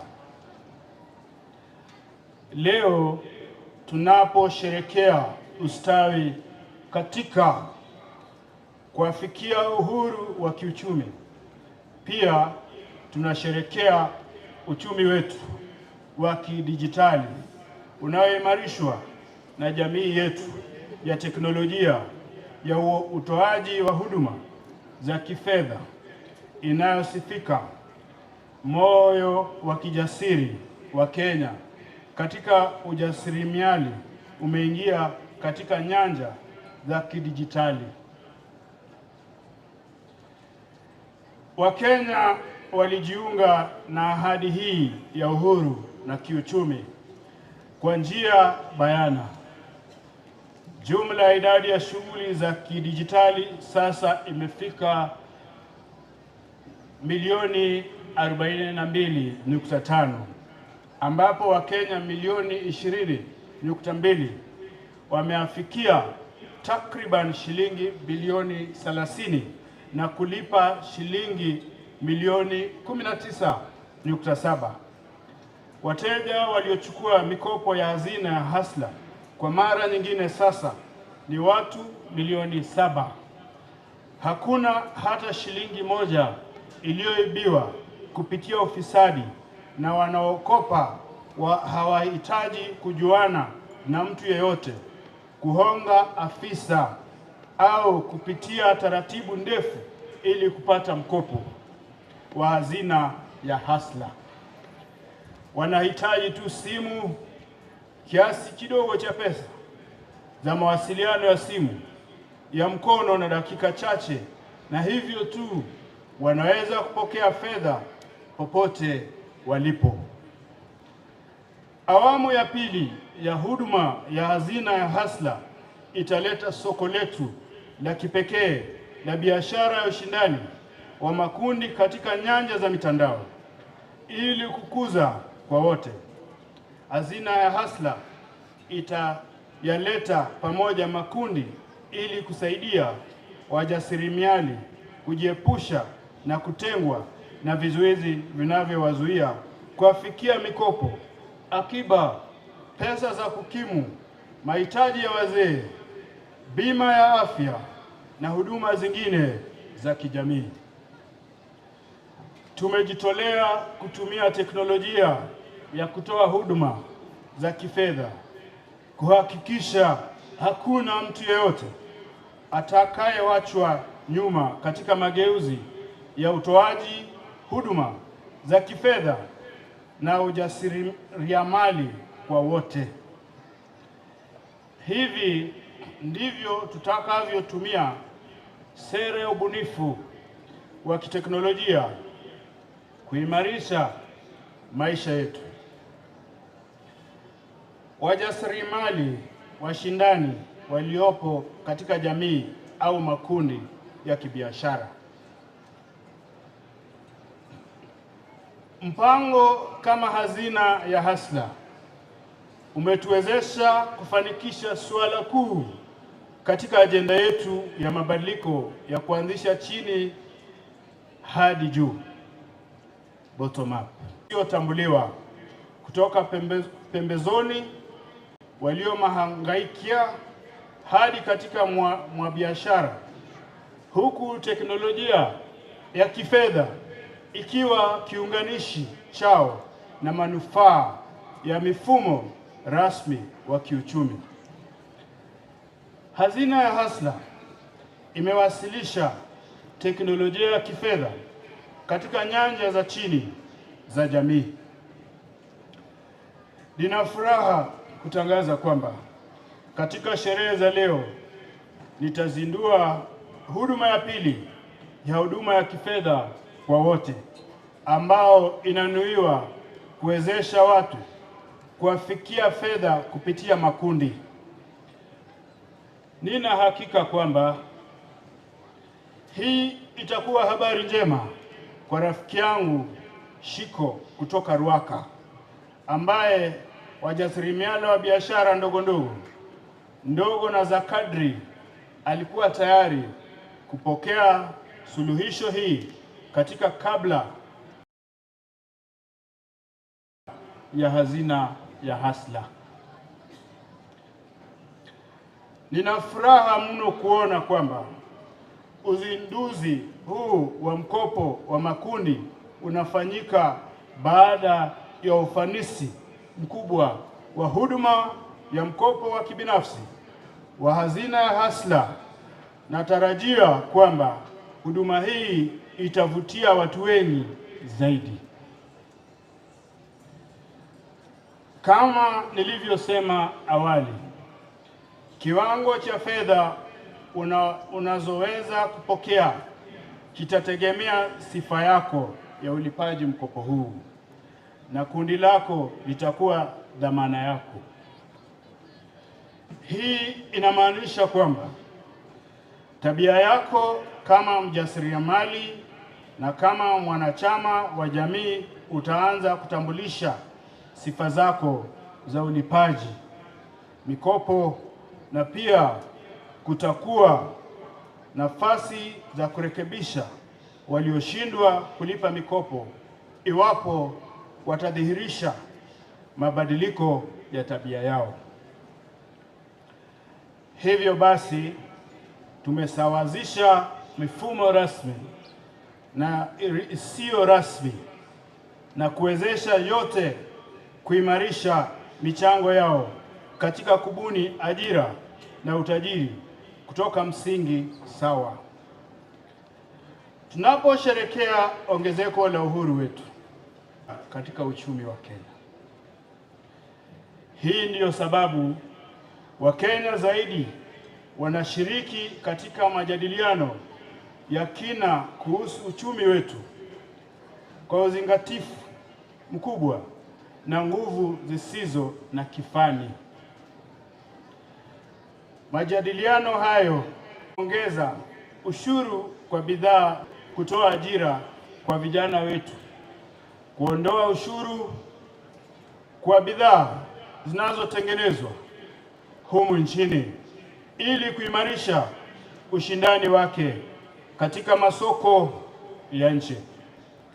Katika mjadala huu, Wakenya wanajali jinsi serikali itakavyobuni ajira milioni 1 iliyotolea kutoa kupitia mpango wa nyumba kwa gharama ya chini. Wakati wa mjadala huu, ufahamu umejitokeza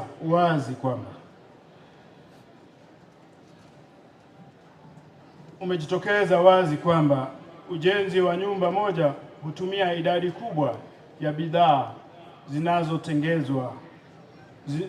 zilizotengenezwa. Swali sio kuhusu kule bidhaa hizo za ujenzi zinatengenezwa, na hivyo basi ni nani anayepata faida na malipo kutokana na hayo. Hivyo basi, mpango wa nyumba kwa gharama nafuu pia ni hatua ya kuunga mkono sekta ya ujenzi nchini. Ilikuwa kubuni nafasi za ubora mkuu na ushindani, watengenezaji bidhaa na wafanyakazi.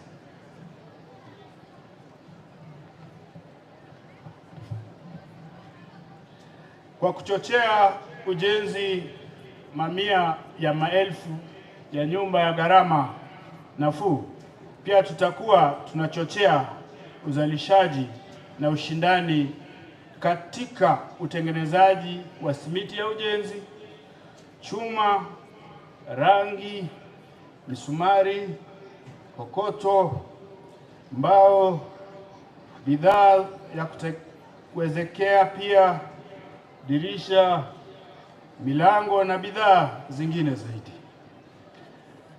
Nitataja hapa kwa kifupi kwamba kuimarisha uzalishaji wa Kenya na hasa ushindani katika utengenezaji bidhaa ni suala kubwa, kwa sababu mbili zinazoshikana. Iwapo bidhaa za Kenya zitaweza kuwa shindani, uwezo wetu wa kuuza bidhaa nje ya nchi hii utaongezeka, ambao utadhiri vyema na kwa nguvu biashara yetu katika nchi za ng'ambo.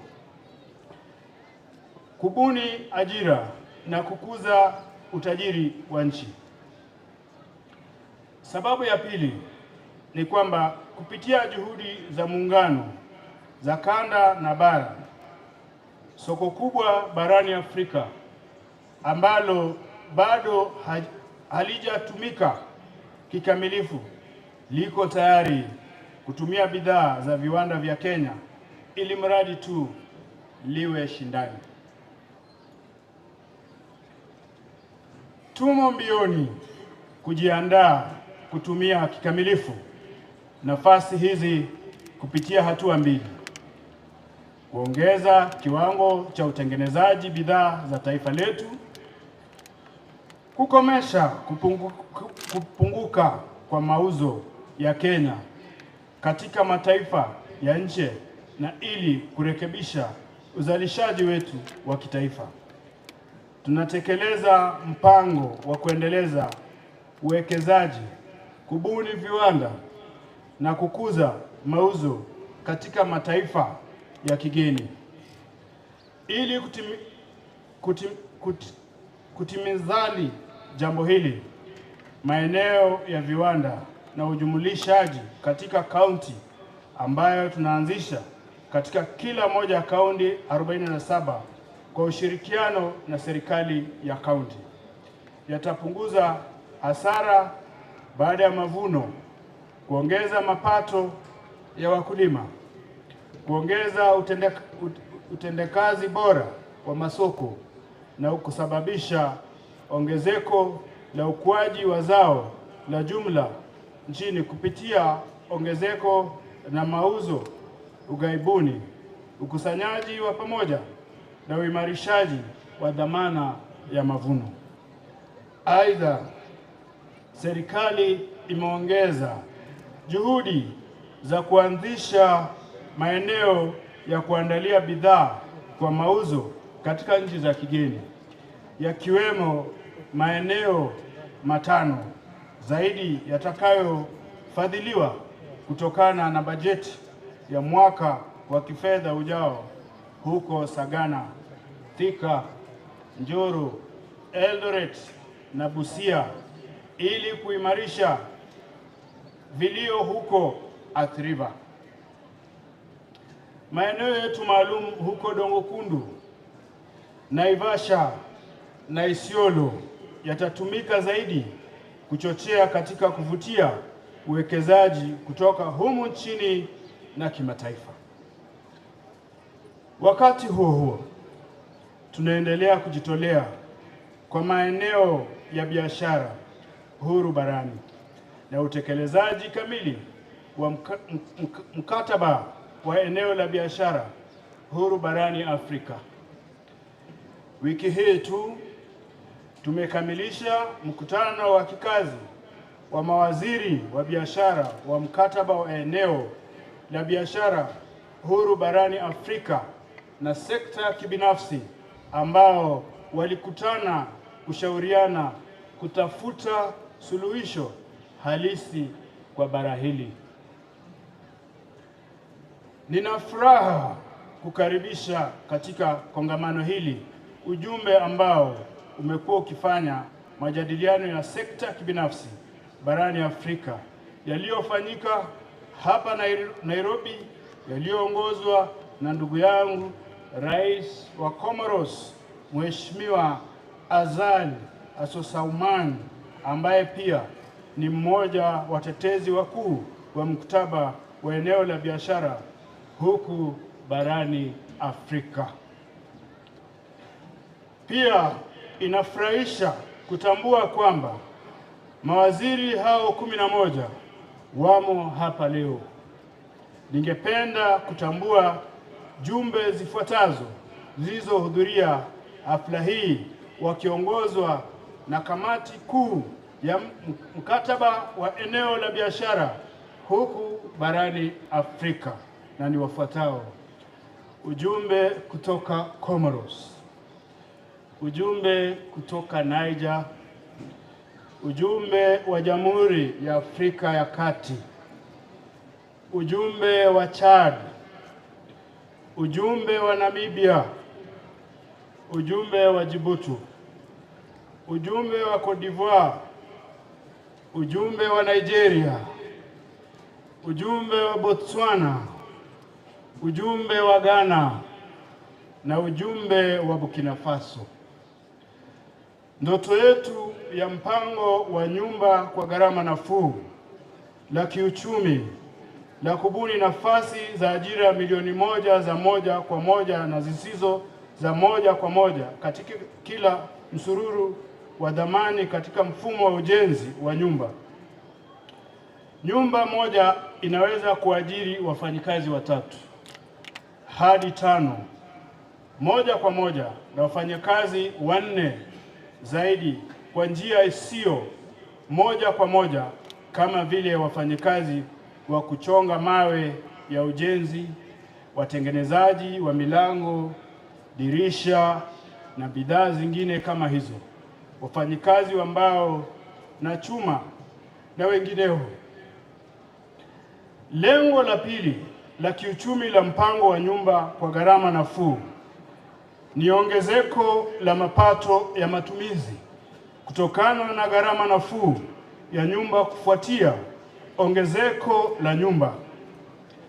Mbali na chakula, uchukuzi, sababu kubwa ya kupunguka kwa mapato ya wakazi wa mijini katika tabaka za nchini Kenya ni kodi ya nyumba. Lengo la kwanza la kijamii la mpango wa nyumba kwa gharama nafuu ni kuwawezesha mama mboga kuafikia na kupata rehani na kuanzisha safari rahisi ya kumiliki nyumba. Hivyo basi, mbali na gharama ya nyumba, mpango huo unahusisha swala la haki ambalo linatoa kipaumbele kwa jamii za wakaazi wa kule miradi hiyo inatekelezwa. Kwa njia hii, mpango huo wa nyumba utainua hali ya ubora katika tabaka za nchini zaidi.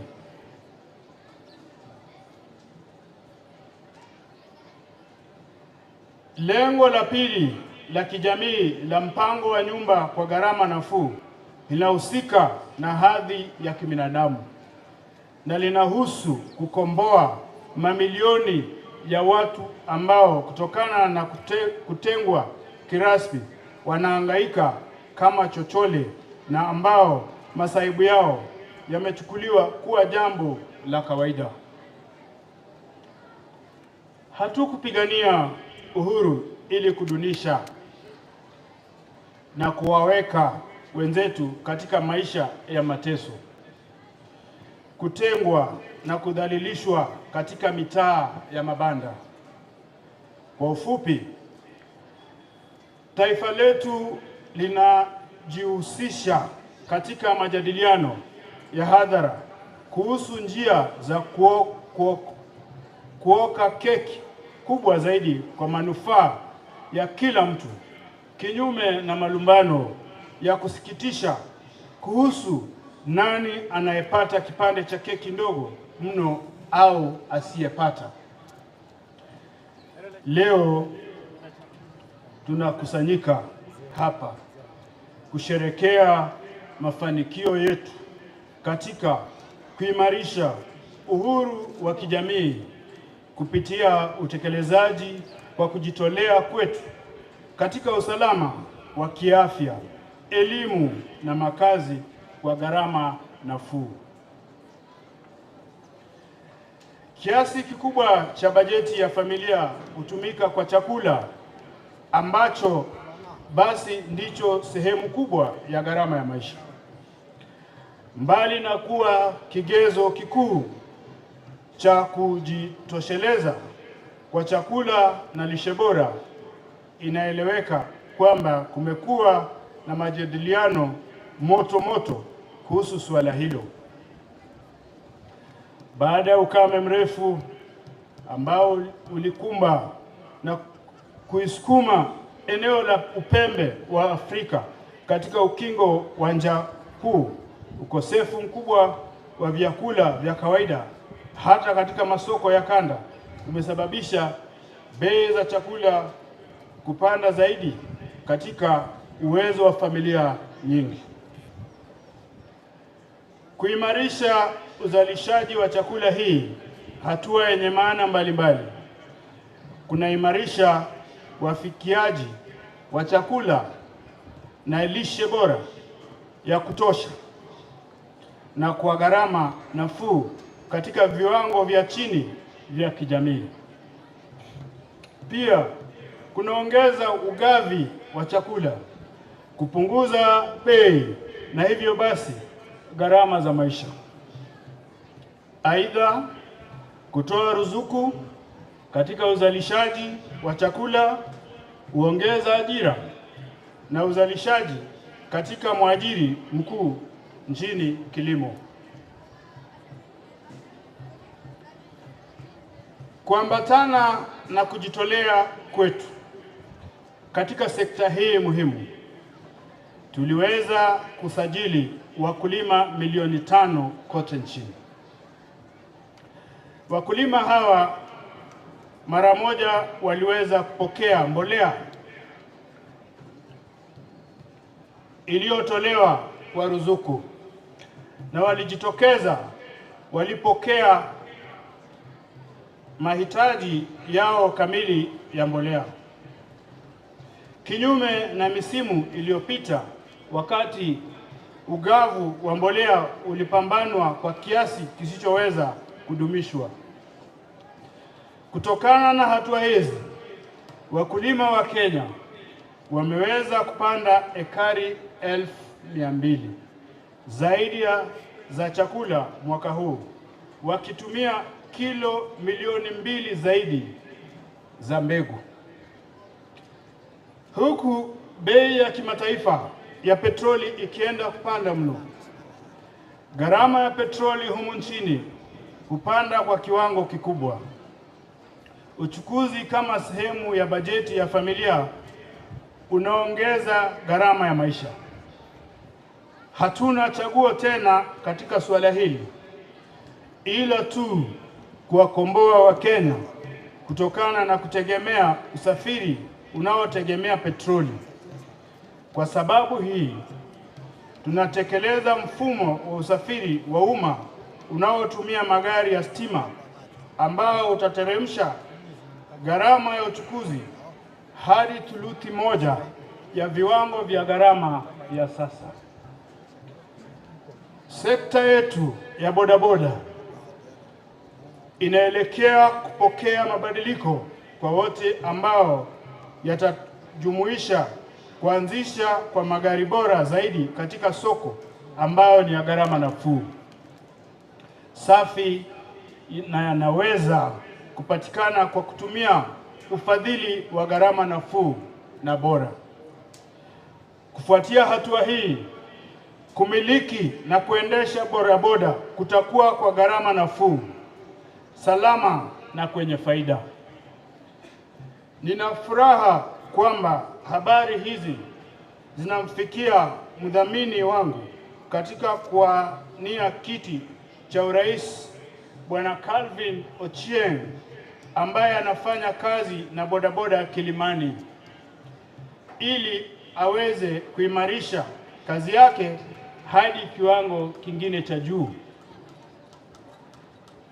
Taifa lenye afya ni taifa huru raia waliokombolewa kutokana na mateso na kuwezeshwa kuishi maisha yao na ndoto zao bila kutatizwa na kutotenda kazi vyema kunakosababishwa na ugonjwa. Taifa lenye afya ni taifa lenye furaha. Hivyo basi, uhuru kutokana na magonjwa ni kigezo kikubwa cha ajenda yetu ya kuboreshwa utawala wetu wenyewe. Tumejitolea kufanya hivyo kwa gharama nafuu, kwa kushirikisha wote na kwa njia inayowezesha Wakenya kupokea matibabu wakiwa nyumbani mwao. Kwa hivyo tumeipanga upya hazina ya bima ya afya ya kitaifa ili kushughulikia mahitaji ya dharura walio katika kiwango cha chini zaidi cha jamii na kiuchumi kwa kutimiza lengo la asasi ya bima ya afya ya jamii. Pili, tumejitolea kutoa huduma ya afya bora kwa wote inayowezesha kila Mkenya kuafikia huduma ya afya yenye heshima kwa gharama ya chini ya kodi ya malipo ya bima ya afya.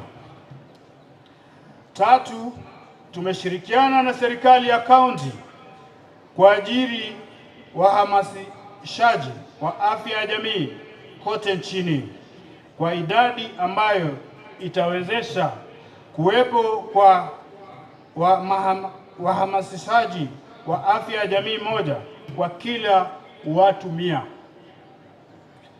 Hii inamaanisha kuwa kila mhamasishaji wa afya ya jamii atakuwa na jukumu la kutembelea Wakenya nyumbani kwao ili kutathmini hali yao ya afya na kuamua kama wana hali zozote zinazohitaji kudhibitiwa kupitia mtindo wa maisha ama matibabu ya kimsingi.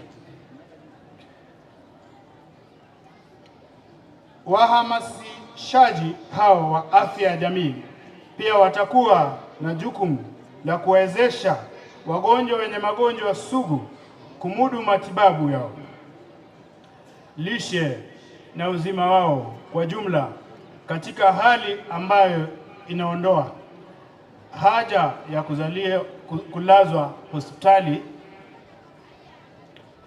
Hatimaye wahamasishaji wa afya ya jamii watasaidia katika kutambua mapema hali za rufaa kwa uangalizi wa kina katika moyo wa usimamizi bora wa afya.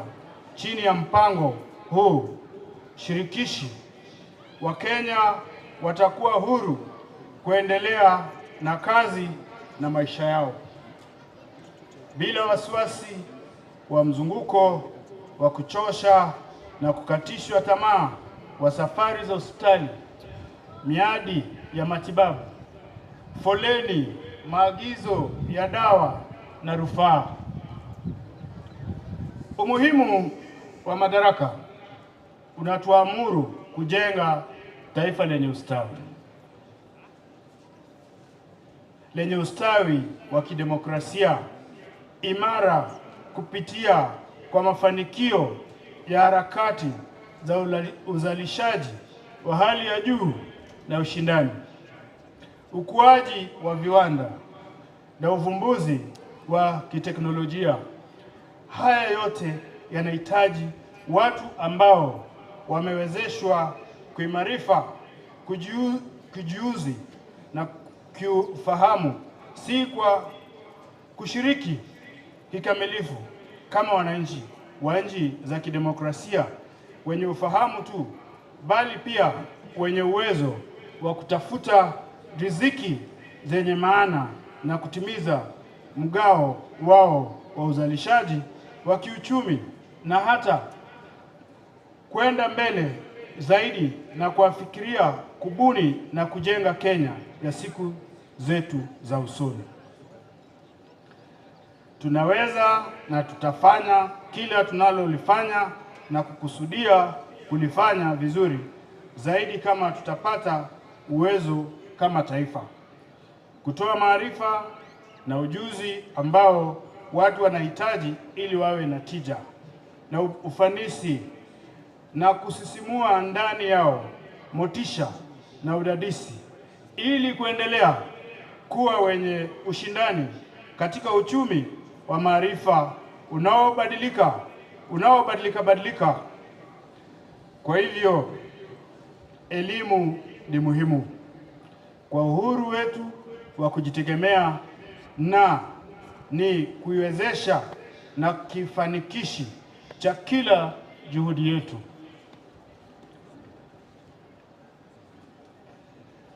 Kwa kutambua hali hii, tumechukua kila hatua na tunafuatilia fursa inayopatikana kufanikisha maono yetu ya kuifanya elimu katika viwango vyote iwe jumuishi na ipatikane kwa gharama nafuu na kuondoa vikwazo vya kijamii na kiuchumi vinavyozuia kila Mkenya kupata kiwango cha juu zaidi cha elimu. Zaidi ya kutoa ruzuku kwa elimu ya msingi na sekondari katika shule zote na msingi na zile za sekondari za kutua, tumefikiria upya ufadhili wa elimu ya juu ili kuhakikisha ufikiaji elimu mpana na wenye usawa kwa Wakenya wote.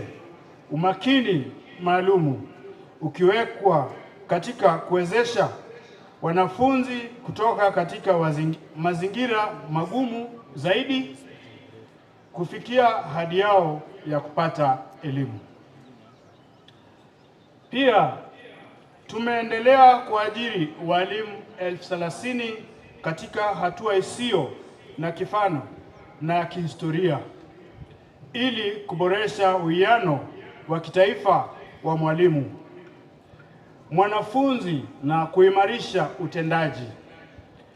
Zaidi ya hayo, tunatengeneza upya mtaala wa elimu unaozingatia umahiri ili kufanya kuitikia mahitaji yetu ya kielimu katika hatua hii ya maendeleo yetu ya kijamii, kitamaduni na kiuchumi.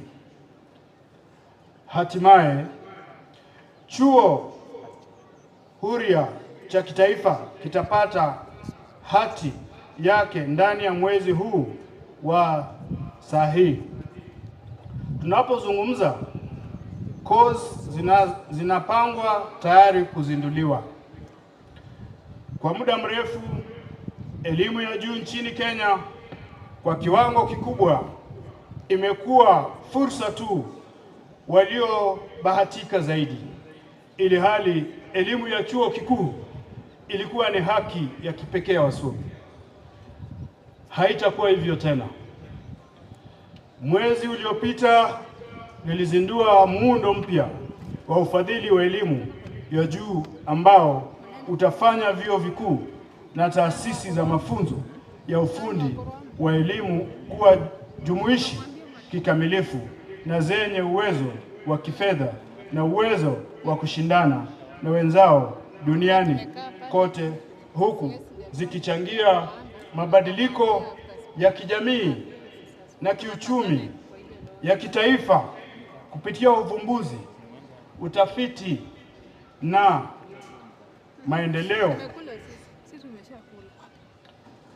Mtindo huu unalenga kusaidia kifedha kuongeza idadi ya wanafunzi wanaojiandikisha katika taasisi hizi na kuhakikisha kuwa wale wanaotoka katika familia zilizo chini kijamii na kiuchumi wanafurahia fursa sawa za elimu.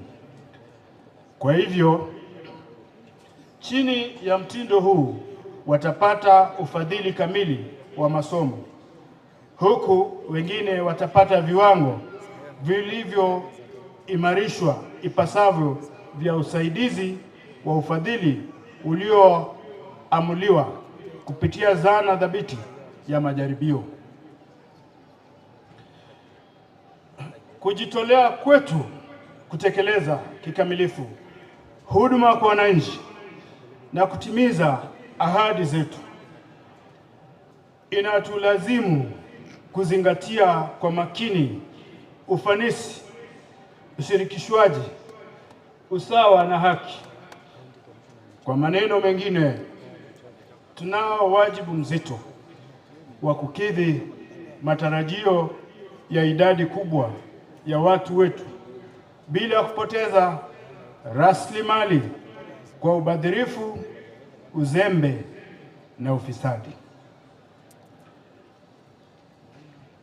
Kitandawili cha ajenda ya hadhi ya Kenya kinagusia suala hili na nataka kunukuu. Je, ni nani ataweza kuchunga wadhamini wa maslahi ya umma? Mwisho ya nukala. Na tena, na je, ni nani atakaye mchunga bawabu? Haya maswali hayachipuki tu kwa sababu tuko na imani ndogo, bali yanachipuka kwa sababu ya matarajio makubwa. Ikikumbukwa kwamba matarajio haya ni halali na kwamba wanadamu sio malaika, na pia ikikumbukwa kwamba tuko katika uvumbuzi wa 4 wa kiviwanda katika karne mpya inayoongozwa na teknolojia, tunashikizwa zaidi kutumia teknolojia kama jibu kwa matatizo yanayohusu mataifa yote. Kutoka kwa mtandao wa matokeo ya uchaguzi wa demokrasia yetu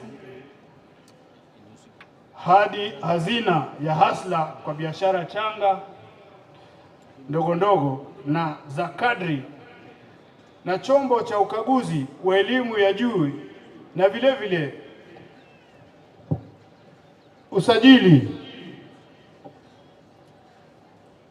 usajili wa wakulima na usambazaji wa mbolea. Teknolojia ya kidijitali inasaidia serikali kutoa huduma kwa uadilifu na kuwapa raia imani kwamba mfumo huu ni wa haki na hauwezi kutumika kufanya ufisadi.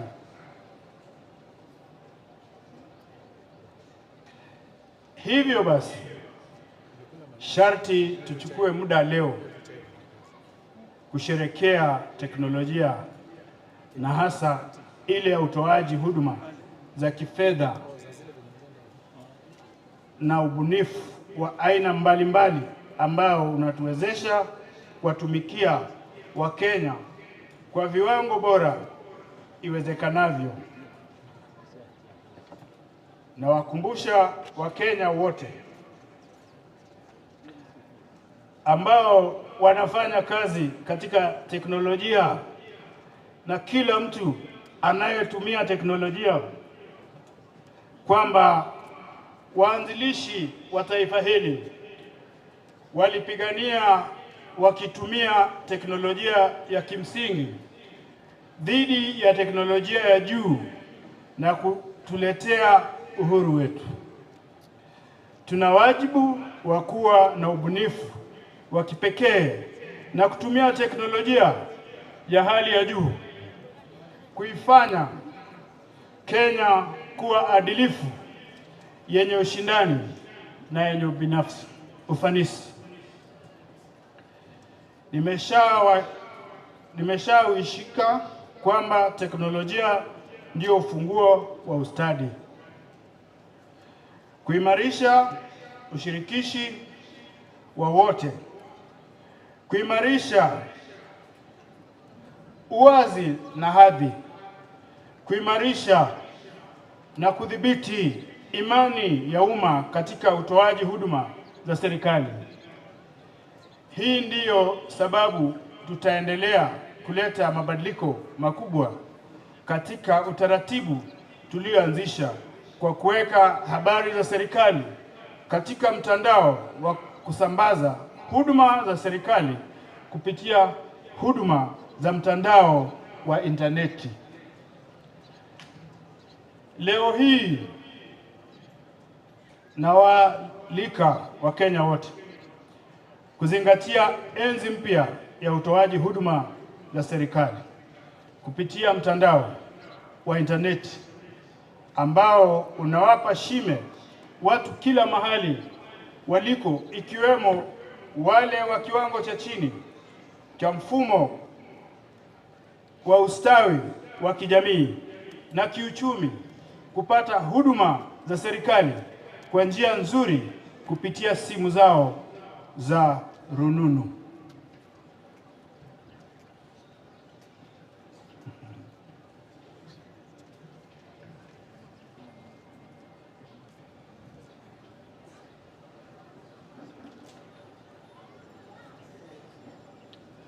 Tangu kuanzisha mfumo wa utoaji huduma za serikali kwa raia kwa njia ya mtandao wa internet, serikali imekuwa ikiongeza hatua kwa hatua idadi ya huduma zilizoko katika jukwaa hilo na kufikia sasa ni 391. Kiwango cha ongezeko la huduma hizo sasa kinabadilika na kuingia kiwango kikubwa, huku kukiwa na lengo la kuifanya serikali ya Kenya kutoa huduma zake zote kwa njia ya teknolojia. Nikiwa nazungumzia nanyi huduma zilizowekwa kwa jukwaa hilo ambazo zitaweza kupatikana kwa njia ya teknolojia ni 3570. Tunatarajiwa kuweka huduma 5000 ifikapo mwisho wa mwezi huu. Ifikapo mwisho wa mwezi huu tutaweka huduma 5000 kwenye teknolojia. Nia yetu ni kutoa huduma zote za serikali kupitia jukwaa hili ifikapo mwisho wa mwaka wa 2023, manake 2023. Hatimaye tunapotafakari kuhusu ufanisi tunaosherekea leo, hebu tutafakari kichocheo na maono ambayo yaliwatia motisha mashujaa wetu wa vita kujitolea mhanga kwa ajili ya uhuru wetu, kutoa mchango wao mkubwa namna hiyo kwa ajili ya uhuru, na sio tu kwa ajili yao bali kwa ajili ya watu wengine ambao hawakuwa na nia ya kujiunga na harakati za mapambano ya ukombozi. Ni kwa nini mashujaa hawa walijitolea kiasi hiki kuharatisha maisha yao? Si tu kufafanua nia yetu kwa huduma ya umma, sharti pia libadili ufahamu wetu wa sababu na maadili ambayo yanaleta hatua zetu za umoja na za sera ya kijamii. Kwa mashujaa wetu, ukombozi chini ambayo mtu yeyote hakuwa uhuru, alikandamizwa, haikustahili kuishi. Katika nyakati zetu tunafahamu usemi kwamba kutotendwa kwa haki kwa mtu yeyote, mtotendewa haki kwa kila mmoja. Katika jamii, uchungu wa mtu yeyote ni dhiki ya wote. Tuna jukumu la kubadilisha ukweli huu kwa kuuleta katika masuala yetu ya kisiasa, kijamii na kiuchumi. Moyo wetu wa pamoja ambao una msingi katika ushindani wa ujasiriamali wa kibinafsi unajumuisha kwa kifupi swala hili kuu. Tunawajibika kila mmoja wetu kama raia wa jamii tunayopenda kuita taifa. Wakati wowote tunapopata fursa ya kutenda jambo linaloweza kuboreshwa maisha ya wengine kwa gharama ndogo au pasipo gharama yote kwetu, tunalo jukumu kuu la kuendelea na kufanya hivyo. Kuna kiwango cha kimsingi ambapo tunahitaji kimaadili kufikiria majukumu yetu kwa vijana wasio na ajira, jamii zisizoweza kujimudu, kuimarisha wanaohangaika katika mitaa ya mabanda na watu wengine walio hatarini ya kutengwa. Juhudi zao za kujipatia hadhi kama binadamu huvutia wajibu wetu wa kimaadili wa kuwajali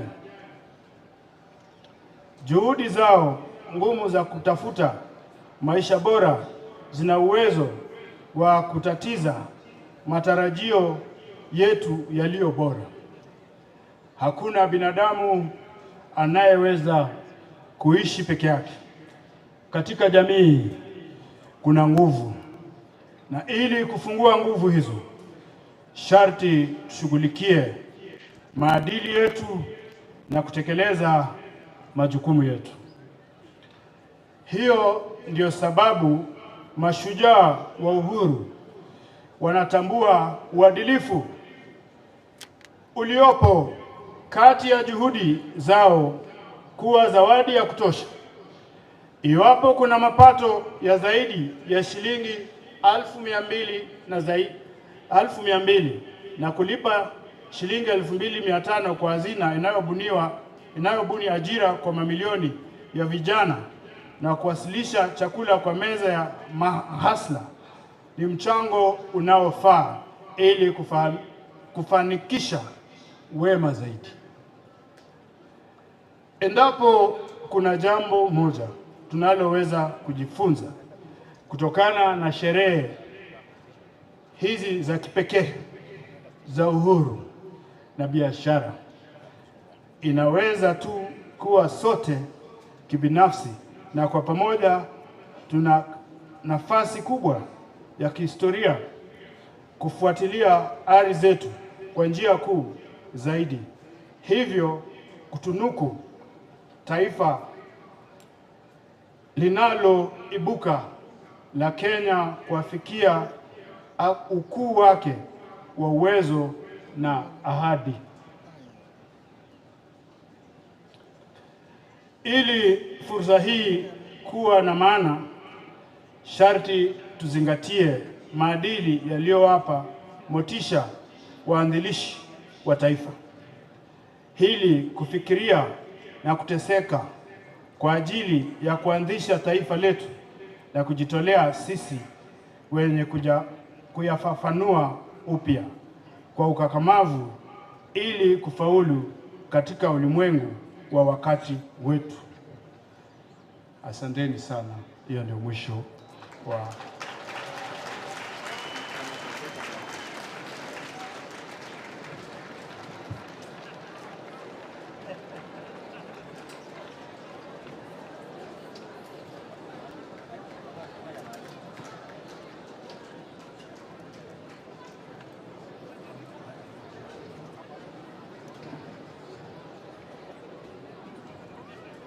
Asanteni sana. Basi hiyo ndio ilikuwa hotuba ya rais ambayo imesomwa Kenya mzima, na tataka tu kukariri mambo mawili matatu ili tusiharibu yale tayari tumefundishwa. Na la kwanza muhimu ni kazi serikali hii imeweza kufanya kubuni mambo ya interneti. Tumekuwa nayo, ukienda kwa hii stage yetu ya usafiri, ni mipango ambayo tumefanya ili kujaribu kuimarisha hali ya biashara, na tuko na wajibu wa kuunga mkono yale ambayo serikali inatenda kwa nia ya kuinua hali ya maisha ya wananchi wetu. Mambo mengine ni mambo ya kuhakikisha watoto wameenda shule, na tuko na ahadi ya kwamba fedha tayari zimetumwa kwenye shule, na nataka kuhimiza wazazi kuhakikisha watoto wanapata nafasi kwenda shule, na wale wamehitimu kwenda kwa chuo kikuu, watoto hao tuwapatie nafasi. Tuko na bursary funds, tuko na hiyo mpango mpya wa elimu ya university ambayo serikali tayari imeanzisha. Tunataka kuwahimiza tuhakikisha hakuna mtoto yote yule ambaye anastahili kwenda shule ako nyumbani. Na lingine ambalo kidogo limekuwa likizua mjadala ni mambo ya affordable housing. Mheshimiwa Gavana na viongozi walioko hapa, mimi najua tukiwa kule Nairobi tunakaa Lavington, tunakaa Karen, tunakaa Buruburu, lakini pale jirani yetu utapata ni nyumba za vibanda, temporary structures, ndio wale watu wanaishi pale. Kwa hivyo ni sisi wote tuwajibike kuona kwamba apart from kuinua maisha ya wale watu ambao ni majirani yetu, pia tunaimarisha hali ya mazingira ya ile sehemu ambayo tunakaa, na ili tupeane habari ambayo ni kamili. Mimi nimekuwa Nairobi jana juzi, tumeelimishwa mambo ya affordable housing, na wiki ijayo tunataka kuanzisha public participation kwa kila ward. Pale MCA anakaa, tutaenda hapo, tutaweka vikao ili tuelimishe wananchi kuhusu hii mambo ya affordable housing na tenants purchase scheme. Nafurahi vijana wetu wa bodaboda wako hapa. Na kwingine, na juzi mimi niliwaeleza tukiwa na kikao, wengine wameanza kidogo wakiwa na pikipiki, wakafika mahali wakanunua matatu, wakafika mahali wakanunua ploti, wakajenga. So mpango huu wa affordable housing hapa Kisii, Mheshimiwa Governor, it fits here very well. Shida ingine, why am I saying this? Hapa, na mimi nitapeana statistics zile niko nazo kutoka January mpaka saa hii. Hapa tuko na shida ya ardhi kubwa, na badala ya watu kulombana, kupigana kwa sababu ya ile ardhi kidogo tuko nayo, na tunaelekea mambo ya urbanization. Tujenge hizo nyumba hapa town, tuifanye ni kusudi kila center ya Kisii County tunaweza jenga hizo nyumba, wananchi waje waishi hapo, na tupeane nafasi ya ardhi ile ingine iweze kutumika kwa mambo ya kutoa vyakula, mambo ya ukulima. Kwa hivyo hii ni habari nzuri, na ni mambo ya sisi kushirikiana, tuelewe nia na lengo ya kazi ya mpango huu ni gani.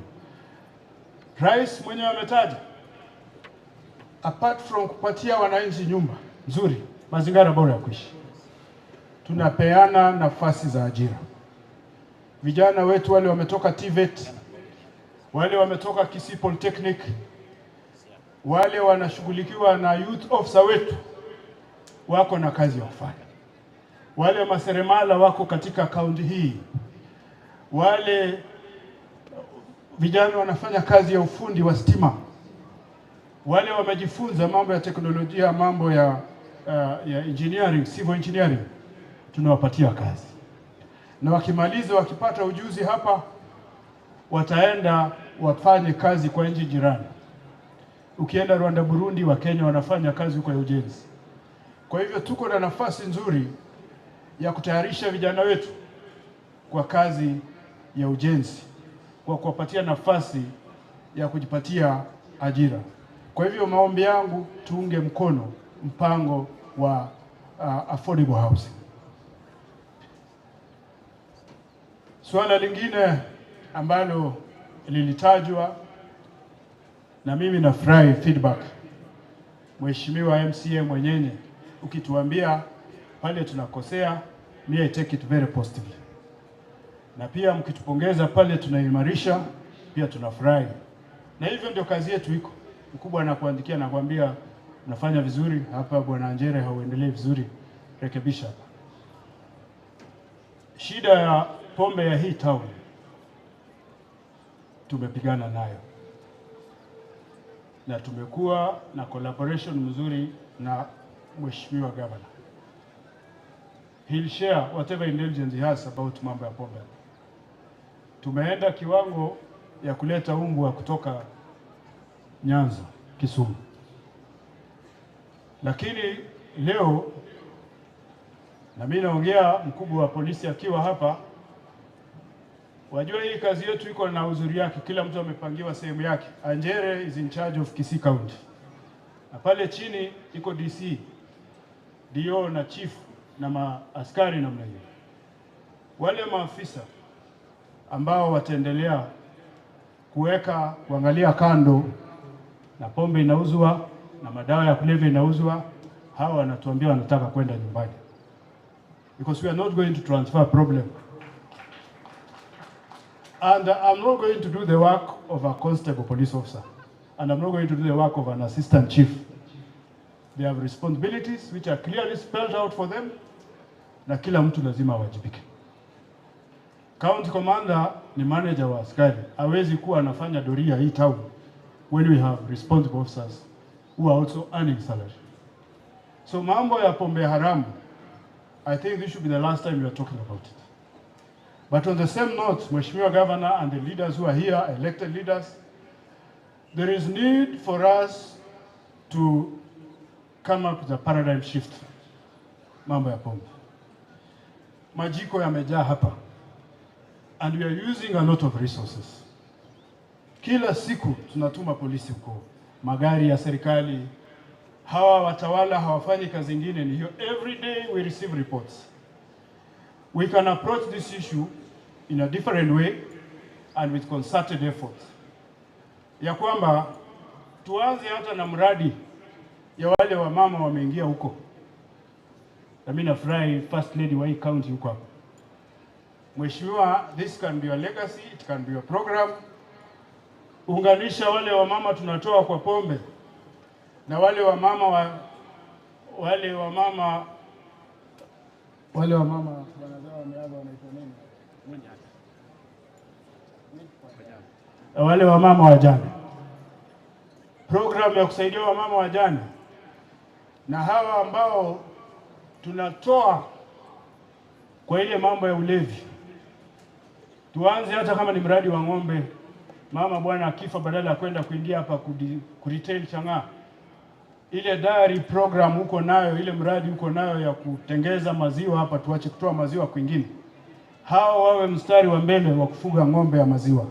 Hii itatusaidia kupigana na hii changamoto ambayo tuko nayo. Lakini sisi hatutalegeza kamba. Yule afisa ako pale atatuambia kwa nini hawezi akashughulika na ile pombe. Hiyo lazima wajibike. But going forward we are saying that we can approach this issue in a concerted way, in collaboration with the county government, so that we have an ultimate solution to it. Mambo ya kuuzia watu ardhi ya hewa, sisi tuko macho. Na tumesema hivi, hakuna Special Land Control Board. Na tumesema Land Control Board ifanywe na Deputy County Commissioner. Kama hayuko, aweke substantive DO1, amfanyie hiyo mkutano. Hii inapunguza ile kudanganya. When there is no consistency in chairing of those meetings, wale majambazi wanakuja wanaangalia leo DC yuko ni DO yuko, anakuja kumdanganya siku hiyo. But when there is consistency in administering that board, those loopholes are sealed. And this is why we are insisting that the Deputy County Commissioner must chair those boards in person. After all, hii ni mkutano inafanywa mara moja kwa mwezi, sio kitu ya kila siku. Swala lingine ni kupongeza sana viongozi wetu wa kidini. Nilisikiza sana ile maombi mchungaji kutoka Anglican Church aliomba. I was very keen. Kwanza mimi nataka kuwapongeza kwa ile kazi mmefanya hii mwezi mbili imepita. You have taken it upon yourself. Mnazunguka county hii kuhubiri amani. Na mmetujumuisha na sisi tunaona umuhimu ya hiyo. Tunataka kuwahimiza vile vile muwe mstari wa mbele kusaidiana na serikali ili tusikue na shakahola hapa. Tukue na self regulation, watu wa kanisa wenyewe mjiregulate. Tell us, hii tunaona hapa, hii ni kama si kanisa bwana DC, bwana county commissioner. So that we work together in addressing some of those loopholes. Ingine, na hii inaambatana sana na hotuba ya rais. Amesema tunaenda kuajiri watu wa kufanya mambo ya afya, watakuwa wanashughulikia watu kule mtaani wakiwatembelea. Hii imeingia na mambo ya Kisii kabisa. Mheshimiwa Governor, mimi tangu January up to now tumereport 65 sudden death. Usiku tu mtu amelala amekufa. Hauambiwi aligonjeka ama nini ilifanyika. So sisi ndio tunahitaji hawa watu wanaajiriwa saa hii. We need them more than any other county. Wakija tushirikiane na hao wauguzi. Hawa watakuwa kitutembelea, mwambie hali yako ya afya ili kama mambo inahitajika zaidi uitwe. But I think going forward also iko haja ya kukua na ile psychosocial support. Watu wanafanya suicide mingi, sudden deaths na suicide, watu wanajimaliza. Mauaji kulingana na mambo ya ardhi, mada hata mchana mambo ya kupigana mambo ya ardhi ni kitu ambayo pia inatutatiza kama kamati ya usalama. And we are saying let us go the affordable housing way as a solution to this problem. But also as religious leaders, as elected leaders, let us talk to our people so that we change the mindset that sio lazima ukae Kisii tu. Kama Mungu amekubariki, amekupatia ajira, amekuwezesha, uko na nafasi nzuri, you can buy land elsewhere. Ndio tupunguze hii mambo ya kumalizana hapa kwa sababu ya ardhi. Mimi nataka kuwapongeza wale wote ambao wamepata nafasi ya kukuja hapa na kamati ambayo iliandaa kikao hiki. Mumefanya kazi mzuri sana. My special thanks also go to the County Director of Education. Tumefanya na wewe kazi mzuri sana tangu ukuja hapa. Na umefanya kazi kubwa kuleta walimu na wanafunzi wa shule. Baadhi yetu tulihudhuria hizi vitu wakati speech ilikuwa inasomwa na DO 83 tukiwa form 1, na hiyo ili-inform our future vision. So hawa watoto hata mambo ya maadili wanajifunza mambo mengi hapa. Let us make it a culture that in this county, when it is a holiday of this nature, all learning institutions that are around that area should be made to attend. Isikuwe hii mkutano ni yangu na governor tu na wafanyikazi wa serikali. Hapana. Tunataka watoto wetu wapate hii mafunzo. Viongozi wa kidini, you have even given us support, na mmefurahi, mmekuja kwa wingi, and we want to see you participating even in other areas of concern, atrocities zile ziko kule mashinani, defilement cases which are too common in this place. Unashindwa hawa watu wanataka namna gani? Hii kweli askari atakuwa ameajiriwa kila nyumba, kila shule kuchungana na hii mambo ya defilement kweli? I think we need prayers, kwa sababu hii tunairegister almost on weekly basis. That misconception ati ukilala na mtoto mdogo kama huko HIV positive itaisha, hii ni kitu mpaka tuhubiri kwa watu, tuambie hii haiko namna hiyo. It's very misleading and is out of ignorance that we are observing such uncalled for behavior. So mimi sitataka kuwachosha. Vile nilivyosema, wiki ijayo tutaanza maneno ya public participation na tutafanyia pamoja. Ningependa tu kuona ile kamati ambayo ilifanya hii sherehe wasimame tu mahali waliopo. Whether county government or national government, it was a committee.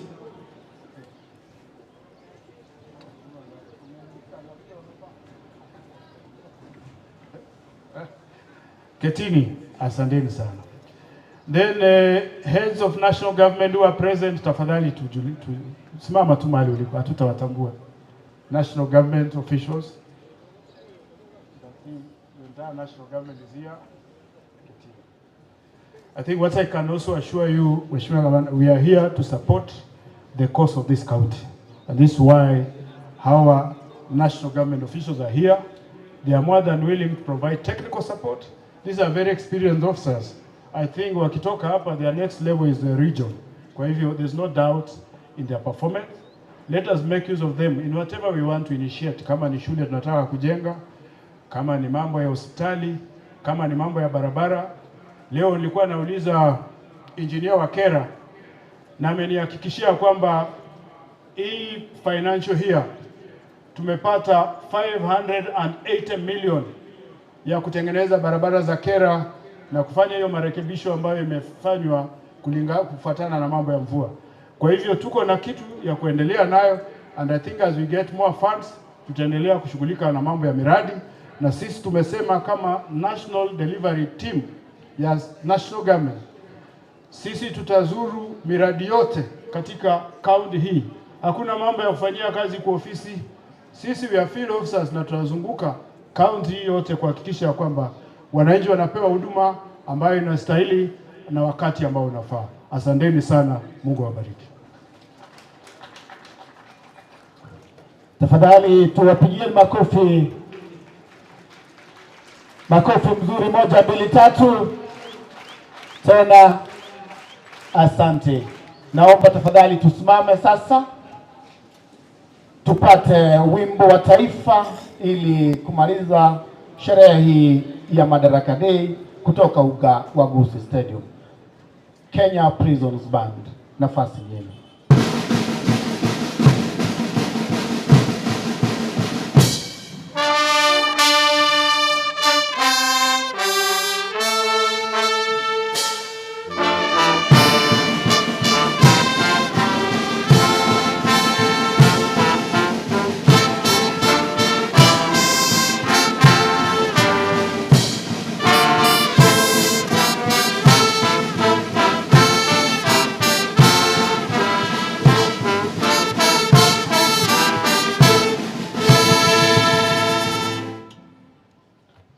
Shukran.